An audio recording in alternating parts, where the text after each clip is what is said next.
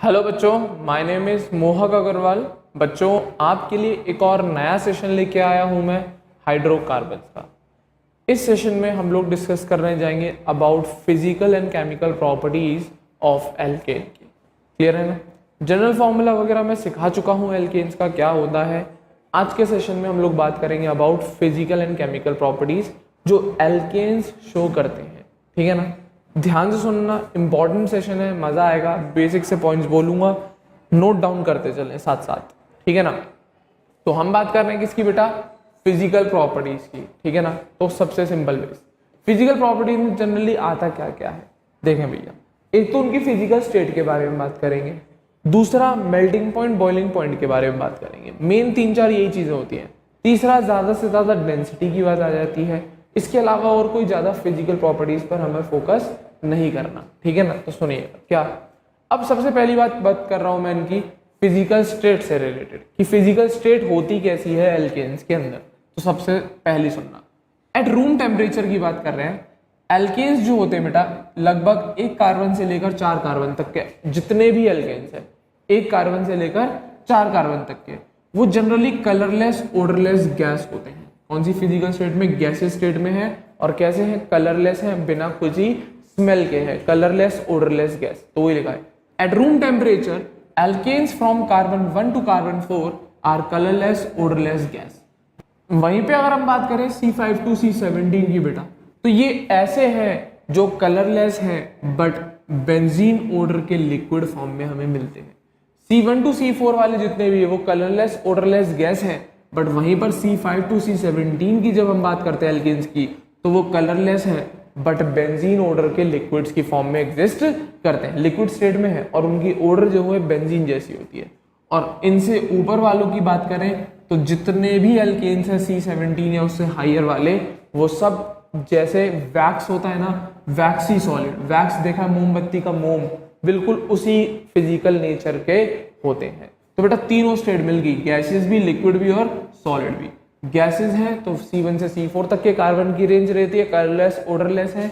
Liquid है तो C5 से C17 की रेंज रहती है, पर वो कलरलेस तो है पर उनकी ओडर होती है बेंजीन जैसी। ठीक है ना? और वहीं पे इनसे हायर वंस की बात करें तो वो सब वैक्सी सॉलिड्स होते हैं।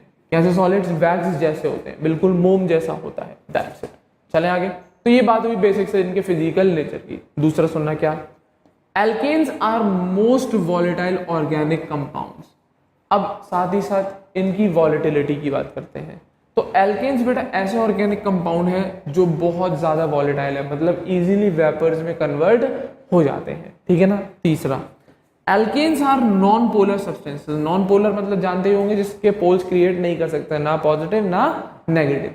तो ये बेटा ऐसे कंपाउंड्स है जो नॉन पोलर है, तो इसी वजह से नॉन पोलर सॉल्वेंट्स में ही डिसॉल्व हो पाते हैं। आपको बता चुका हूँ लाइक डिसॉल्व इन लाइक का केस। तो एल्केन्स कहते हैं नॉन पोलर है, तो ये उन सॉल्वेंट्स में ही डिसॉल्व होंगे जो खुद नॉन पोलर सॉल्वेंट्स होंगे, जैसे कि एसीटोन, बेंजीन, कार्बन टेट्राक्लोराइड, ये नॉन पोलर सॉल्वेंट्स है। ये सब क्या है? नॉन पोलर सॉल्वेंट्स है। तो एल्केन्स जनरली इसी टाइप के सॉल्वेंट्स में डिसॉल्व होते हैं। That's it. चौथा पॉइंट सुनना, इनकी जो डेंसिटी होती है वो वेट के साथ थोड़ा थोड़ा बढ़ती है। Their density increases with increase in molecular mass, but इनकी maximum to maximum density 0.8 gram per CC तक ही पहुंच पाती है, इससे ज्यादा नहीं हो पाती। जनरली मास बढ़ाने पर इनकी डेंसिटी बढ़ती है, पर maximum to maximum 0.8 gram per CC तक ही पहुंच पाती है। इसका क्या मतलब है? मतलब यह है बेटा, इन एल्केन्स की जो डेंसिटी है वो वाटर से हमेशा कम रहती है। जितने भी एल्केन्स हैं उनकी जो डेंसिटी है वो वाटर से कम रहती है। वाटर की डेंसिटी आपको पता होगा 1 ग्राम पर सीसी होती है, बट एल्केन्स की मैक्सिमम डेंसिटी ही 0.8 रहती है। अब वाटर से तो हमेशा कम होगा ही होगा। इसका एक मतलब है, अगर हम एल्केन को पानी में डालेंगे तो पानी के ऊपर वाली सरफेस पर तैर रहे होंगे जितने भी एल्केन्स होते हैं वो, क्योंकि उनकी डेंसिटी मैं मानता हूं बढ़ती है मॉलिक्यूलर मास के साथ साथ, बट मैक्सिमम टू मैक्सिमम वो जितनी भी कर पाएंगे वो 0.8 तक ही पहुंच पाते हैं। हमेशा इनकी डेंसिटी पानी से कम ही रहेगी। इसी वजह से ये एल्केन्स लाइटर होते हैं पानी से और उसकी सरफेस पर फ्लोट कर लेते हैं। तो they are lighter than water thus floats over water surface, इसका मतलब density of water is more than density of alkanes, that's it. सामने लिखा हुआ आपके, इनकी मैक्सिमम डेंसिटी की वैल्यू भी अगर आप देखेंगे तो 0.8 ग्राम पर सीसी से ज्यादा नहीं मिलेगी। भले ही कितना मॉलिक्यूलर वेट है, भले ही कितना भी आप मॉलिक्यूलर वेट बढ़ा ले, इनकी जो density maximum to maximum density है वो मात्र 0.8 ग्राम पर सीसी ही हो पाती है, दैट्स इट। तो ये बेसिक सी फिजिकल प्रॉपर्टीज है कुछ एल्केन्स की। चलूं मैं आगे, क्लियर है, हाँ या ना? बेसिक सी पॉइंट्स हैं और कुछ है नहीं, याद करना है ये सब। अब बात आती है इसके बॉइलिंग पॉइंट की। बॉइलिंग पॉइंट कैसे डिपेंड करता है, क्या होता है बॉइलिंग पॉइंट के साथ? डेंसिटी तो समझ रहे होंगे, अब बॉइलिंग पॉइंट का सुनना। बॉइलिंग पॉइंट बेटा मॉलिक्यूलर मास के बढ़ने के साथ साथ बढ़ता है। रीजन उसका पता है, वन डबल फोर्सेस। जैसे जैसे मॉलिक्यूलर वेट बढ़ेगा, वन डबल फोर्सेस स्ट्रॉन्ग होती जाती है, बॉइलिंग पॉइंट बढ़ता चलेगा। बट यहाँ पर एक कलेश है साइड ब्रांचेस का। किसका? साइड ब्रांचेस जैसे जैसे क्रिएट होंगी उस कंडीशन में हमारा बॉइलिंग पॉइंट घटता चलता है। एग्जाम्पल देखें, जैसे मेरे पास प्रोपेन है, ब्यूटेन है और पेंटेन है। अगर मैं प्रोपेन, ब्यूटेन और पेंटेन में देखूं तो धीरे धीरे मॉलिक्यूलर वेट बढ़ रहा है, इसका कम, इसका उससे ज्यादा, इसका सबसे ज्यादा। तो अगर आपसे पूछा जाए बॉइलिंग पॉइंट इन तीनों में सबसे ज्यादा किसका होगा, डेफिनेटली इसका ही मिलेगा, कोई दिक्कत नहीं है इस वाली बात में, ठीक है ना? क्योंकि आपको साफ साफ दे रखा है बॉइलिंग पॉइंट मॉलिक्यूलर मास के डायरेक्टली है, बिल्कुल इसी रिलेशन पे चलता है। तो जैसे जैसे मैं मास बढ़ाऊंगा बॉइलिंग पॉइंट बढ़ता चलेगा, बिल्कुल सही बात है। बट अगर कंपाउंड्स के अंदर मॉलिक्यूलर मास नहीं बढ़ा और ब्रांचिंग होती चली गई, क्या होती चली गई? ब्रांचिंग, उस केस में हमारा बॉइलिंग पॉइंट घट जाता है। जैसे कि ये क्या है, पेंटेन है, ये भी पेंटेन है, ये भी पेंटेन, इसमें भी 5 कार्बन, इसमें भी 5 कार्बन, इसमें भी 5 कार्बन। बस फर्क ये है, इसमें कोई भी साइड ब्रांच है नहीं, इसमें कितनी साइड ब्रांच? एक, इसमें कितनी साइड ब्रांच? 2। तो जैसे जैसे ब्रांचेस बढ़ती चली गई, मॉलिक्यूलर मास में कोई चेंज नहीं आया, जितने इसमें कार्बन उतने ही इसमें हाइड्रोजन, जितने इसमें कार्बन उतने ही सेम टू सेम हाइड्रोजन, इन तीनों में कोई मॉलिक्यूलर वेट का फर्क नहीं आया, फर्क आया है इनका साइड ब्रांचेस का। इस वाले स्ट्रक्चर में एक आ गई साइड ब्रांच, इस वाले स्ट्रक्चर में 2 साइड ब्रांच आ गई। तो क्या हुआ? मॉलिक्यूलर वेट बदला क्या? नहीं। क्या बढ़ गई? ब्रांचेस बढ़ गई। और आपको पता है बॉइलिंग पॉइंट और ब्रांचिंग इनवर्सली चलते हैं। अब इसका रीजन भी देंगे, ठीक है ना? तो जैसे जैसे ब्रांचिंग होगी वैसे वैसे बॉइलिंग पॉइंट घटता चला जाएगा। एग्जाम्पल है, पेंटेन का जब देखा गया तो 34 मिला, 2 मिथाइल ब्यूटेन का देखा तो 28 मिला, और 2,2 डाइमिथाइल प्रोपेन का देखा तो 9.4 डिग्री सेल्सियस मिला। तो देख कितना हद तक बॉइलिंग पॉइंट घटता चला गया, किसके साथ? ब्रांचिंग के साथ। तो मॉलिक्यूलर मास बढ़ेगा तो बॉइलिंग पॉइंट अपने आप बढ़ेगा। बट अगर मॉलिक्यूलर मास में चेंज नहीं हुआ और ब्रांचिंग होती चली गई तो बॉइलिंग पॉइंट घटता चला जाता है। इसका रीजन ये रहा, क्या है? ब्रांचिंग होने से क्या फर्क पड़ता है, उसका रीजन ये रहा, सुनना। With increase in branching spherical character increases and surface area decreases. As a result, interaction forces become weak and due to this, boiling point decreases. सीधा सीधा कंसेप्ट है। जैसे जैसे ब्रांचिंग होगी स्फेरिकल कैरेक्टर आता चलेगा मॉलिक्यूल में, उसका सरफेस एरिया घटता चलेगा। स्फीयर का सबसे कम होता है सरफेस एरिया, उसका सरफेस एरिया घटता चलेगा। तो मॉलिक्यूल्स के बीच में जो इंटरेक्शन फोर्सेस है, एक मॉलिक्यूल दूसरे मॉलिक्यूल के साथ जो इंटरेक्शन फोर्स लगा के बैठा हुआ होगा वो वीक होते चले जाएंगे, वो वीक होते चले जाएंगे बिकॉज ऑफ ब्रांचिंग। और अगर इंटरेक्शन फोर्स एक बार वीक हुए तो अपने आप बॉइलिंग पॉइंट घट जाता है, अपने आप बॉइलिंग पॉइंट घट जाता है, क्योंकि मॉलिक्यूल्स दूर दूर चले जाएंगे, इजीली वेपर्स बना देंगे और बॉइलिंग पॉइंट एकदम से नीचे आ जाएगा। तो साइड ब्रांच आने की वजह से क्या आता है? स्फेरिकल कैरेक्टर आता है। देख ले, इसमें स्फेरिकल कैरेक्टर सबसे ज्यादा और पेंटेन में स्फेरिकल कैरेक्टर बिल्कुल भी नहीं था। तो जैसे जैसे स्फेरिकल कैरेक्टर आता है सरफेस एरिया घटता है। सरफेस एरिया घटने की वजह से ऐसे बहुत सारे मॉलिक्यूल्स होंगे वो आपस में ज्यादा अच्छा अट्रैक्शन फोर्स नहीं रखेंगे, जिसकी वजह से बॉइलिंग पॉइंट घट जाता है। सिंपल सा कंसेप्ट है, कुछ नहीं करना। मॉलिक्यूलर मास बढ़ेगा तो आपको पता ही है कंसेप्ट, वन डबल फोर्सेस वाला। वन डबल फोर्सेस बढ़ती है मॉलिक्यूलर मास बढ़ने के साथ साथ, तो अपने आप बॉइलिंग पॉइंट बढ़ेगा, अपने आप बॉइलिंग पॉइंट बढ़ेगा। बट अगर ब्रांचिंग का केस आता है तो जैसे जैसे ब्रांचिंग होगी स्फेरिकल कैरेक्टर आएगा, सरफेस एरिया घटेगा, इंटरेक्शन फोर्स घटेंगी, बॉइलिंग पॉइंट घट जाएगा। दैट्स इट, कोई कलेश ही नहीं है। चले आगे। अब बात आती है मेल्टिंग पॉइंट की। तो मेल्टिंग पॉइंट में क्या चलता है केस? तो उसमें हम क्या मॉलिक्यूलर मास देखते हैं? नहीं, मेल्टिंग पॉइंट में देखी जाती है पैकिंग। पहले ही बता चुका हूँ, सॉलिड स्टेट वगैरह भी पढ़ाया था, आइसोमेरिज्म में भी आपको पैकिंग पर ही मैंने फोकस करवाया था मेल्टिंग पॉइंट के लिए। तो जितनी अच्छी पैकिंग होगी उतना ज्यादा मेल्टिंग पॉइंट होता है। सिखा चुका हूं ये वाली बात है आप लोगों को। चले देखें क्या melting point increases with increase in molecular mass. Melting point जब भी बढ़ेगा तो मॉलिक्यूलर मास के साथ साथ बढ़ने के साथ साथ बढ़ना चाहिए, तो वही लिखा है melting point increases with increase in molecular mass but melting point of symmetrical alkanes is slightly higher than the melting point of just lower and just higher unsymmetrical alkane। तो बिल्कुल सही बात है, मेल्टिंग पॉइंट मॉलिक्यूलर मास के साथ बढ़ेगा क्योंकि melting point is a physical property, boiling point भी है, दोनों वन डबल फोर्सेस पे डिपेंड कर रही हैं। बट यहाँ पर क्या केस आ जाता है, जब हम मेल्टिंग पॉइंट के ऑर्डर लगा रहे होते हैं तो जो सिमेट्रिकल वाले एल्केन्स हैं उनके मेल्टिंग पॉइंट अपने हल्के वाले अनसिमेट्रिकल से तो ज्यादा होते ही होते हैं, अपने से जस्ट नेक्स्ट वाले अनसिमेट्रिकल से ज्यादा भी हो जाते हैं। जैसे कि ये, जैसे मेरे पास प्रोपेन, ब्यूटेन और पेंटेन है, अगर मैं मेल्टिंग पॉइंट का ऑर्डर सोचूं, मॉलिक्यूलर मास बढ़ने के साथ मेल्टिंग पॉइंट ऐसा होना चाहिए, बट एक्सेप्शनल केस आ जाता है। क्या आता है, चलो इन दोनों में तो मॉलिक्यूलर वेट बढ़ा तो इसका मेल्टिंग पॉइंट इससे ज्यादा हो गया, बट एक्सेप्शनली यहां पर एक चेंज आ जाता है, मेल्टिंग पॉइंट पेंटेन से किसका, ब्यूटेन का मेल्टिंग पॉइंट ज्यादा हो जाता है बिकॉज ऑफ सिमेट्रिकल एल्केन। अब उसका कारण भी दूंगा, ठीक है ना। तो यही बोल रही है लाइन, क्या बोल रही है लाइन कि मॉलिक्यूलर मास बढ़ने के साथ साथ, क्या मॉलिक्यूलर मास बढ़ने के साथ साथ मेल्टिंग पॉइंट बढ़ता है, बिल्कुल सही बात है। बट क्या होता है, जो सिमेट्रिकल एल्केन्स होते हैं उनका मेल्टिंग पॉइंट अपने से हायर वाले अनसिमेट्रिकल एल्केन से भी ज्यादा हो जाता है। अपने से लोअर वाले से तो होगा ही होगा because of molecular mass, but symmetrical alkanes अपने से हायर वाले अनसिमेट्रिकल से भी ज्यादा मेल्टिंग पॉइंट शो करते हैं। तो एक्चुअल में जो ऑर्डर आएगा, सबसे कम प्रोपेन, फिर पेंटेन, उससे ज्यादा ब्यूटेन।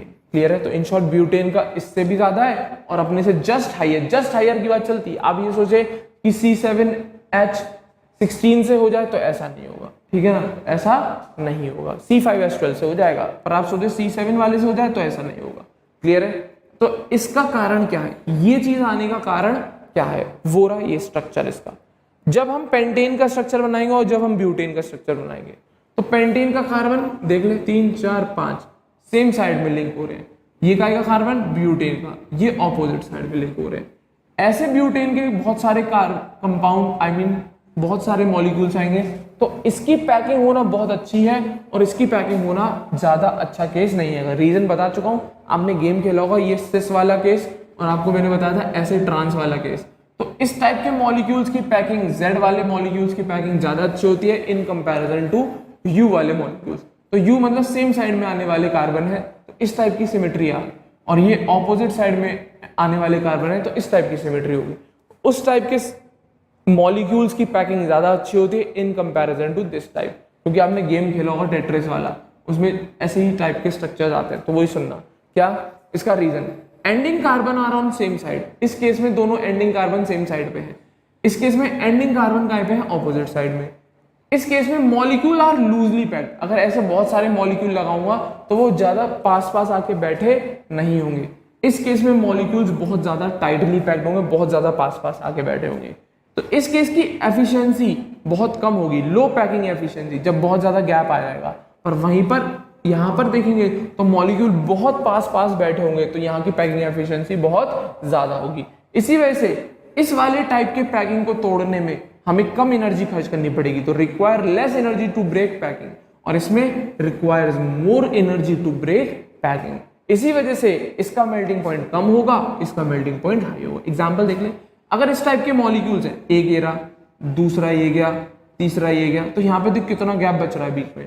पर इसकी बात करूं तो एक मॉलिक्यूल ढंग से बना देते हैं थोड़ा, एक मॉलिक्यूल, दूसरा मॉलिक्यूल, तीसरा मॉलिक्यूल, यहां पर स्पेसेस ज्यादा क्रिएटेड है कि यहां पर स्पेसेस ज्यादा है। मेरे ख्याल से यहां पर बिल्कुल क्लोजली अटैच्ड है, यहां पे थोड़ा दूर दूर आ रहे हैं, तो यहां पर पैकिंग अच्छी होगी क्या, नहीं, पर यहां की पैकिंग बहुत ज्यादा अच्छी होगी। इसको तोड़ने में मुझे एनर्जी ज्यादा देनी पड़ेगी in comparison to this packing को तोड़ने में, तो इसी वजह से इसका मेल्टिंग पॉइंट कम होगा, उसके मेल्टिंग पॉइंट ज्यादा होंगे। और मेरे ख्याल से 5 कार्बन का और ये 4 कार्बन का, चेक कर ले। इसी कारणवश जो सिमेट्रिकल एल्केन्स होते हैं उनके मेल्टिंग पॉइंट अपने से लोअर वाले अनसिमेट्रिकल एल्केन से तो ज्यादा होते ही होते हैं, साथ ही साथ अपने से जस्ट हायर वाले अनसिमेट्रिकल एल्केन से भी उनके मेल्टिंग पॉइंट एक्सेप्शनली बढ़ जाता है। एक्सेप्शनली नहीं, कुछ नहीं, पैकिंग एफिशिएंसी का फर्क आता है कि सिमेट्रिकल एल्केन्स की पैकिंग एफिशिएंसी अनसिमेट्रिकल एल्केन से थोड़ी ज्यादा होती है, तो वही लिखा है। Melting point increases with increasing molecular mass but melting point of symmetrical alkanes is slightly higher than the melting point of just lower and just higher unsymmetrical alkane. तो सिमेट्रिकल एल्केन की जो मेल्टिंग पॉइंट है वो अपने से just lower और just higher वाले symmetrical alkane से एक्सेप्शनली ज्यादा हो जाते हैं। नहीं तो जनरली मॉलिक्यूलर वेट बढ़ेगा, मेल्टिंग पॉइंट बढ़ता चला जाएगा। इसके अलावा और कोई कलेश है ही नहीं, इसके अलावा और कोई कलेश है ही नहीं। दैट्स इट, बेसिक सी बात है और कुछ है ही नहीं यहाँ पर। क्लियर है, हाँ या ना? तो ये बात हो गई भैया बॉइलिंग पॉइंट की और मेल्टिंग पॉइंट की, साथ ही साथ डेंसिटी भी बता दी मैंने आपको, फिजिकल स्टेट्स। तो ये बेसिक सी आपकी फिजिकल प्रॉपर्टीज है किसके बारे में? एल्केन्स के बारे में। किसके बारे में बच्चों? एल्केन्स के बारे में। याद करना है, ज्यादा कुछ है नहीं समझने का, जो समझने का था वो मैंने बता दिया, मेल्टिंग पॉइंट और बॉइलिंग पॉइंट। चले आगे। अब हम बात कर रहे हैं बेटा केमिकल प्रॉपर्टीज की, ठीक है ना? तो ये तो बेसिक सी फिजिकल प्रॉपर्टीज थी आपकी। अब बात कर रहे हैं एल्केन्स की केमिकल प्रॉपर्टीज। ये ज्यादा इंपॉर्टेंट है जितनी ज्यादा इंपॉर्टेंट फिजिकल प्रॉपर्टीज नहीं थी, केमिकल प्रॉपर्टीज उससे कहीं गुना ज्यादा इंपॉर्टेंट है, ठीक है ना? तो बेसिक सी 3-4 तरीके की केमिकल प्रॉपर्टीज पढ़ाऊंगा, ज्यादा डिटेल है नहीं, मजा आएगा, बेसिक सी रिएक्शन आप समझते चलना। तो सबसे पहली जो आपकी केमिकल प्रॉपर्टी चलेगी उसका नाम है बेटा क्या? ऑक्सीडेशन। इस ऑक्सीडेशन में तरह तरह की ऑक्सीडेशन होती है, उस पर हम बात करेंगे। फिर जो सेकंड टाइप की आपकी केमिकल प्रॉपर्टी चलेगी उसमें मैं आपको पढ़ाऊंगा सब्स्टिट्यूशन रिएक्शंस के बारे में, कि किस किस तरीके की सब्स्टिट्यूशन रिएक्शन होती है, कैसे होती है, किस टाइप से होता है, मैकेनिज्म क्या है, ये सारी बेसिक सी बातें चलेंगी। थोड़ा लेंथी टॉपिक है सब्स्टिट्यूशन, पर ईजी है, समझ में आएगा। फिर हम बात करेंगे इसके बाद एरोमेटाइजेशन या रिफॉर्मिंग, या फिर जो हम एरोमेटिक कंपाउंड्स बनाते हैं किसी एलिफेटिक कंपाउंड से, उसकी बात। फिर अपन का आएगा आइसोमराइजेशन, और फिर लास्ट में सबसे एंड में बात करूंगा मैं पायरोलाइसिस की। अब ये बेसिक सी 4-5 आपकी केमिकल प्रॉपर्टीज है जो हमें समझनी है। इजी है, समझ में आएगा, बहुत बेसिक कंसेप्ट है, ठीक है ना? जल्दी जल्दी कवर करेंगे, आराम से हो जाएगा आपका। चले, हम सबसे पहली केमिकल प्रॉपर्टी की बात करने जा रहे हैं, दैट इज ऑक्सीडेशन, ठीक है ना? अब केमिकल प्रॉपर्टी शुरू कर तो रहा हूं मैं, पर हम ये देख लेते हैं पहले कि एल्केन्स रिएक्टिव होते हैं या नहीं होते। तो एक नोट सुन लेना इस ऑक्सीडेशन को पढ़ने से पहले, ठीक है ना? तो मैं मानता हूं कुछ रिएक्टिविटी होती है, क्योंकि बेटा मैंने आपको बताया हुआ है एल्केन्स को हम पैराफिन्स बोलते हैं, और पैराफिन वर्ड का मतलब होता है लेस रिएक्टिव। तो एल्केन्स लेस रिएक्टिव होने के बावजूद भी कुछ केमिकल रिएक्शन शो करते हैं। तो नोट सुनिएगा क्या? Generally normal hydrocarbons are inert under normal condition. ज्यादातर जितने भी नॉर्मल हाइड्रोकार्बन है वो इनर्ट होते हैं नॉर्मल कंडीशन में। इसका मतलब क्या है? ये जनरली रिएक्ट नहीं करते एसिड बेसिस या किसी रिएजेंट के साथ, but still they have some chemical reactions. कुछ ऐसी रिएक्शंस है जो एल्केन शो कर लेते हैं, जनरली रिएक्टिव ज्यादा नहीं होते। उसका कारण बेसिक सा है यार, कोई फंक्शनल ग्रुप नहीं है इनके पास, कोई अनसैचुरेशन नहीं है, सीधे साधे लोग हैं, कैसे रिएक्टिव हो जाएंगे? तो जनरली इनर्ट होते हैं हाइड्रोकार्बन, वो भी सैचुरेटेड वाले। बोलो नॉर्मल की जगह आप प्रॉपर तरीके से लिख लेना सैचुरेटेड। कैसे rated? Saturated hydrocarbon, proper definition हो जाएगी, ठीक है ना?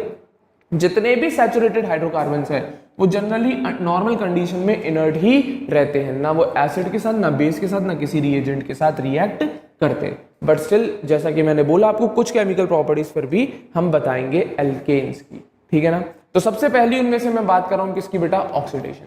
अब इसमें भी दो तरीके की पढ़ाऊंगा, एक पढ़ाऊंगा मैं आपको कंबशन के बारे में, और एक मैं बात करूंगा कैटालिटिक ऑक्सीडेशन के बारे में। अब कंबशन का मतलब क्या है? सीधा सीधा ऑक्सीजन की प्रेजेंस में किसी चीज को बर्न करना, कंबशन कराना, उसका एक्सोथर्मिक प्रोसेस होता है। कैसा प्रोसेस होता है? एक्सोथर्मिक। कैसा प्रोसेस होता है बेटा? एक्सोथर्मिक प्रोसेस होता है। कंबशन कुछ नहीं, ऑक्सीजन की प्रेजेंस में आग लगाना कहते हो इन शॉर्ट, ठीक है ना? ये कौन है? एल्केन का जनरल फॉर्मूला CnH2n+1, ठीक है ना? नॉट 1, CnH2n+2 हुआ, ठीक है ना? CnH2n+2 होता है जनरल फॉर्मूला, ठीक है बेटा? हाँ या ना? इसी एल्केन की हम बात कर रहे हैं, इसी एल्केन की हम बात कर रहे हैं। कुछ नहीं, ऑक्सीजन के साथ रिएक्ट कराया, कार्बन डाइऑक्साइड और वाटर बन जाएगी। और इस कंबशन में मैं बात कर रहा हूं कंप्लीट कंबशन की, इनकम्प्लीट नहीं कर रहे, क्योंकि अगर इनकम्प्लीट करते तो हमारी वाटर गैस बन जाती, ठीक है ना? तो इनकम्प्लीट कंबशन नहीं है, ये कंप्लीट कंबशन की बात कर रहे हैं। तो एल्केन लिया, ऑक्सीजन लिया, CO2 और वाटर बना दिया। बैलेंस करने के लिए इस n की मदद ले लेते हैं, तो CnH2n+2 plus 3n+1/2 O2 NCO2 n+1 H2O, ये बैलेंस करने के लिए रिएक्शन आ गई। और ये n क्या है? Number of carbon. n पूरी रिएक्शन में क्या है? Number of carbon. अगर आपको कार्बन का नंबर पता है, पूरी रिएक्शन को बहुत आसानी से बैलेंस कर सकते हो। बेसिक से एग्जांपल है, जैसे CH4 के लिए मैं बात करूं, n की वैल्यू पुट करो 1, तो क्या आएगा? CH4 बन के आएगा। n की वैल्यू पुट कर ले 1, पूरे फॉर्मूले में क्या बन के आएगा? CH4। यहाँ पे n की वैल्यू 1 पुट कर, 3 1 3 प्लस 1 4/2, कितना आ गया? 2O2। यहाँ पे n की वैल्यू 1 पुट कर, क्या आ गया? CO2। यहाँ पे n की वैल्यू 1 पुट कर तो 2H2O। पूरी रिएक्शन आके खोल के देख लेना, मेरे ख्याल से बैलेंस होगी। तो एक जनरल इक्वेशन बना दी गई है, ये एक जनरल इक्वेशन बना दी गई है जिससे हम किसी भी एल्केन की कंबशन रिएक्शन को बैलेंस करके लिख सके, हमें रटना ना पड़े। इस इक्वेशन को याद रखो, आप कोई भी कितना भी बड़ा एल्केन ले लो, आप उसकी कंबशन रिएक्शन आराम से लिख पाएंगे। शर्त आपको ये याद रखना है कि प्रोडक्ट क्या बनना है? CO2 और वाटर बनता है, क्योंकि कंप्लीट कंबशन की बात चलती है। यहाँ पर किसकी बात चलती है बेटा? कंप्लीट कंबशन की बात चलती है। इसी तरीके से एक और एग्जाम्पल प्रोपेन का ले ले, n की वैल्यू 3 पुट कर, 3 यहाँ पे 3 2 6 प्लस 2 8, C3H8 प्रोपेन आ गया। यहाँ पे 3 पुट कर, 3 3 9 प्लस 1 10/2 5O2 आ गया। यहाँ पे 3 पुट कर, 3CO2, यहाँ पे 3 प्लस 1 कितना? 3 प्लस 1 4 आएगा। ये थोड़ा गलत लिख गया है, यहाँ पर 4 आएगा, ये 6 की जगह 4H2O आएगा, 4H2O आएगा। दैट्स इट, सिंपल सा केस है, सिंपल सा केस है। आपको n की वैल्यू पुट करनी है, अपने आप आंसर बना पाएंगे। क्लियर है? इक्वेशन को देखो, उससे आपकी कंबशन रिएक्शन आ जाएगी। कुछ नहीं है यार, बेसिक सा, ऑक्सीजन की प्रेजेंस में हम हाइड्रोकार्बन को बर्न करेंगे, एक्सोथर्मिक प्रोसेस है। और कब तक बर्न करेंगे? जब तक वो CO2 और वाटर ना बन जाए। हाइड्रोकार्बन तभी तो है, क्योंकि इसमें क्या है? कार्बन और हाइड्रोजन। अगर उसको आप ऑक्सीजन से रिएक्ट कराओगे तो कार्बन तो कन्वर्ट हो जाएगा CO2 में और हाइड्रोजन बन जाएगा वाटर में। दैट्स इट, इतना सा केस है कंबशन रिएक्शन। चले आगे। तो ये तो बेसिक सी ऑक्सीडेशन की बात हो गई, वो भी कौन सी? कंबशन की बात। क्लियर है? अभी जैसा कि मैंने आपसे बोला, एसिड बेसिस रिएजेंट के साथ रिएक्ट नहीं करता वाटर, बट स्टिल कुछ कुछ हाइड्रोकार्बन्स हैं जो रिएक्ट कर जाते हैं। तो सुनना जरा, क्या normal alkanes, generally normal alkanes सब आ गए उसमें RH, ठीक है ना, इसको कहते हैं नॉर्मल एल्केन, पढ़ा चुका हूं। Normal alkanes remains unaffected even with strong oxidizing agent, even with strong oxidizing agent. भैया अनरिएक्टिव इतने हैं, ये बिल्कुल रिएक्ट ही नहीं करते, चाहे हम स्ट्रॉन्ग ऑक्सीडाइजिंग एजेंट जैसे कि acidic alkaline KMnO4, acidic K2Cr2O7, acidic K2Cr4, ये ऐसे ऑक्सीडाइजिंग एजेंट हैं जिन्हें कोई रोक नहीं पाता। भैया ये ऑक्सीडाइज कर ही देते हैं मोस्ट प्रोबेबली, ये स्ट्रॉन्गेस्ट ऑक्सीडाइजिंग एजेंट्स हैं। तो जो बिल्कुल जब कोई ऑक्सीडेशन नहीं हो पाता ना किसी रिएजेंट की मदद से, तो हम इनको अगर यूज करें तो ये ऑक्सीडेशन करा ही देते हैं। बट एल्केन भैया इतने चिकने घड़े हैं या इतने अनरिएक्टिव हैं कि इतने स्ट्रॉन्ग ऑक्सीडाइजिंग एजेंट्स के साथ भी वो रिएक्ट करके ऑक्सीडाइज नहीं होते कार्बन डाइऑक्साइड और वाटर में। बट एक एक्सेप्शनल केस का कंडीशन हो, ठीक है ना। तो जनरली आप यही ध्यान रखेंगे कि रिएजेंट्स के साथ react, I mean oxidizing agents के साथ एल्केन्स रिएक्ट करके ऑक्सीडाइज नहीं होते। बट एक केस को छोड़ के, अगर एल्केन में टर्शरी हाइड्रोजन आ गया, कौन आ गया बेटा? Tertiary hydrogen. Alkanes containing tertiary hydrogen oxidize कर जाता है, ठीक है ना।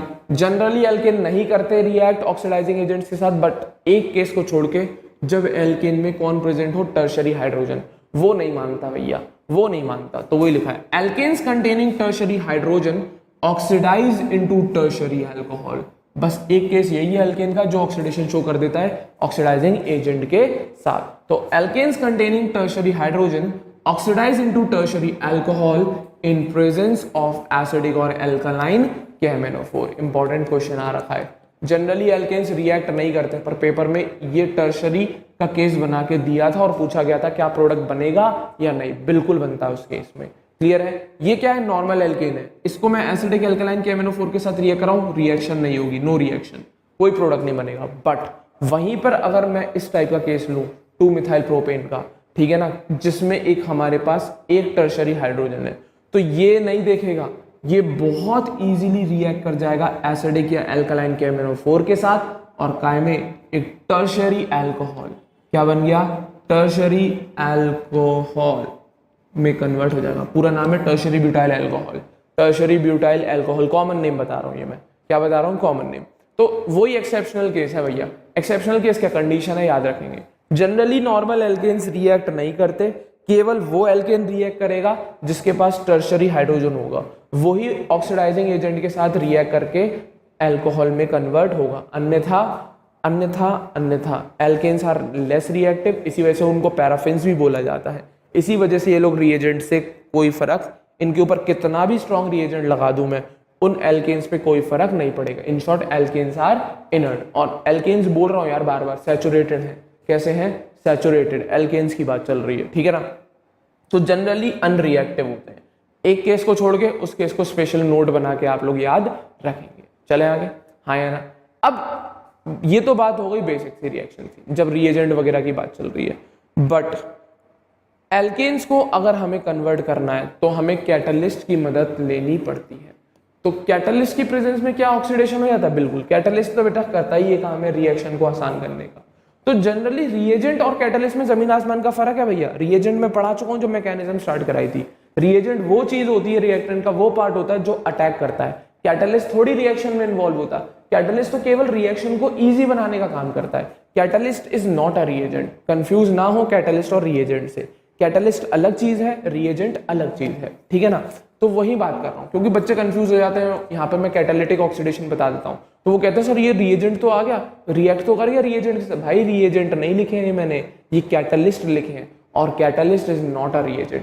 कैटलिस्ट का काम केवल रिएक्शन को आसान करने का होता है। तो भैया कैटलिस्ट की प्रेजेंस में एल्केन किसी की नहीं सुनता, क्योंकि कैटलिस्ट रिएक्शन को आसान कर देते हैं और वो उसका ऑक्सीडेशन आराम से करा देते हैं। ये रिएजेंट्स नहीं है, बार बार बोल रहा हूँ, कैटलिस्ट है।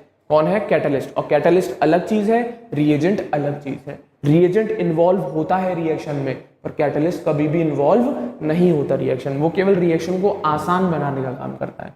तो जैसे मेरे पास एक एल्केन है RCH3, कॉपर कैटलिस्ट की प्रेजेंस में मैंने इसका ऑक्सीडेशन कराया, तो ये एल्केन बहुत इजीली अल्कोहल में कन्वर्ट हो जाता है। वहीं पे जब मैंने कैटलिस्ट बदला, मोलिब्डेनम ऑक्साइड MO2O3 बनाया। क्या बनाया, मोलिब्डेनम ऑक्साइड है, ये ऑक्सीजन नहीं, ये मोलिब्डेनम है, MO2O3 ऑक्साइड बनाई, तो ये एल्केन बहुत इजीली कन्वर्ट हो गया एल्डिहाइड में। और वहीं पे अगर हमने कैटलिस्ट के तौर पे लिया मैग्नीज एसीटेट को, किसको लिया, मैग्नीज एसीटेट को या सिल्वर ऑक्साइड को, या सिल्वर ऑक्साइड को, उस केस में ये एल्केन कन्वर्ट हो गया एसिड में। तो तीनों कैटलिस्ट में प्रोडक्ट अलग बन रहा है। कॉपर लेंगे कैटलिस्ट तो अल्कोहल बनेगा, मोलिब्डेनम ऑक्साइड लेंगे तो एल्डिहाइड बनेगा, और मैग्नीज एसीटेट या सिल्वर ऑक्साइड लेंगे तो आपका एसिड बनेगा। That's it. तो कैटलिस्ट की प्रेजेंस में एल्केन्स का ऑक्सीडेशन करा सकते हैं। बट रिएजेंट आप कितना भी स्ट्रॉन्ग ले लो, कोई फर्क नहीं पड़ेगा एल्केन के ऊपर। बता चुका हूं, कितना भी स्ट्रॉन्ग रिएजेंट आप ले लीजिए, कोई फर्क नहीं पड़ेगा एल्केन्स पर, क्योंकि alkanes are unreactive. But catalyst तो भाई मजबूर कर देंगे एल्केन को ऑक्सीडाइज होने पे, क्योंकि वो रिएक्शन का पाथ बिल्कुल बदल देता है, बहुत इजी कर देगा रिएक्शन को। तो एल्केन मजबूरन अपने आप कन्वर्ट हो जाएगा, किसमें, ऑक्सीडाइज हो जाए, आई मीन कन्वर्ट नहीं हो जाएगा, ऑक्सीडाइज हो जाएगा। चाहे वो अल्कोहल बनाए, चाहे एल्डिहाइड बनाए, चाहे एसिड बनाए। क्लियर है। तो बहुत बेसिक सी कंडीशन है। तो दो केस पढ़ा रहा है, कंबशन वाला और कैटालिटिक ऑक्सीडेशन वाला। रिएजेंट का कोई कलेश ही नहीं, क्योंकि रिएक्ट ही नहीं करता रिएजेंट के साथ। That's it. तो पहली आपकी केमिकल प्रॉपर्टी कौन सी, ऑक्सीडेशन। बेसिक सा केस है, आ जाना चाहिए। चले आगे। अब एक क्वेश्चन दे रखा है, उस क्वेश्चन को जरा देख लो। ये आया हुआ क्वेश्चन है बेटा पेपर में, थोड़ा सम बेसिक का लॉजिक लगा रखा है यहाँ पर। क्वेश्चन में बताया गया है क्या, 10 ml of a mixture, methane and propane का मिक्सचर है 10 ml, ठीक है, और इसको रिक्वायर्ड है 41 ml ऑफ ऑक्सीजन। काय के लिए, कंप्लीट कॉम्पोजिशन नहीं, कंप्लीट कंबशन है। क्या है ये, कंप्लीट कंबशन। ये लिख दे रहा हूं यहां पर, कंबशन, ठीक है ना। तो वही बोल रहा है क्या, 10 ml का मिक्सचर है मीथेन और प्रोपेन का, और ये मिक्सचर को रिक्वायर्ड है 41 ml ऑक्सीजन उनके कंप्लीट कंबशन के लिए। तो ये पूछ रहा है इस मिक्सचर में कितना कितना प्रोपोर्शन मीथेन का और कितना प्रोपोर्शन प्रोपेन का है। टोटल कितना है, 10। अब ये पूछ रहा है इस 10 ml में से कितना मीथेन है, कितना प्रोपेन है। चले आगे देखें अब क्या किया, कुछ नहीं, दोनों की रिएक्शन लिख लो आप पहले, ठीक है ना। मीथेन को रिएक्ट कराया मैंने ऑक्सीजन के साथ, CO2 और वाटर बना। इसी तरीके से प्रोपेन को बनाया मैंने, ऑक्सीजन के साथ CO2 वाटर बनाया। मीथेन का ml मान लिया मैंने x, ये बेटा सारे गैसेज हैं तो गेल-लीशक लॉ लगा सकते हैं। इसका एक वॉल्यूम इसके 2 वॉल्यूम के साथ रिएक्ट करके इसका एक वॉल्यूम और 2 वॉल्यूम बनाएगा। सेम इसका एक वॉल्यूम 5 वॉल्यूम के साथ रिएक्ट करके इसके 3 वॉल्यूम और इसके 4 वॉल्यूम बना लेगा। कौन सा लॉ था? गेल-यूसेक लॉ। चले, तो अब मेरे पास इसका और इसका मिक्सचर बता रखा है कितना, दोनों का 10 ml बता रखा है। कितना ml बता रखा है? 10। तो मैंने क्या किया, इसको xml मान लिया, इसे 10 - xml मान लिया। तो सीधी बात है, अगर 1 ml होता तो 2 ml के साथ रिएक्ट कर रहा है। अब कितना कॉम्पोजिशन मान ली मैंने इसको? xml। तो कितने के साथ रिएक्ट कर रहा होगा? 2xml के साथ डेफिनेटली। इसी तरीके से इसका 1 ml इसके 5 ml के साथ रिएक्ट कर रहा है, तो इसके 10 - xml इसके 5 × 10 - xml के साथ काम कर रहे होंगे। क्लियर है? और हमें बेटा क्वेश्चन में इसका प्लस इसका वॉल्यूम बता रखा है, ये प्लस ये आपको बोल रखा है वहां पर कि इनका जो 10 ml है उसे 41 ml ऑक्सीजन की रिक्वायरमेंट पड़ रही है इसके 10 ml के मिक्सचर को। तो मुझे इनकी कॉम्पोजिशन पता लगानी है ना, ठीक है ना। ऑक्सीजन तो यहाँ पर भी वही रहेगा, यहाँ पर भी वही रहेगा। अगर इन दोनों ऑक्सीजन के अमाउंट को मैं ऐड करूं 2x + 5 × 10 - x को, तो इसका वॉल्यूम डेफिनेटली 41 ml आ रहा होगा। ये केस की बात बोल रहा है वो, ठीक है ना। तो इन दोनों का मिक्सचर 10 ml है और इस 10 ml के मिक्सचर को, ये दोनों रिएक्शन को क्लब कर दीजिए आप, ठीक है ना, मिक्स करके आएगी।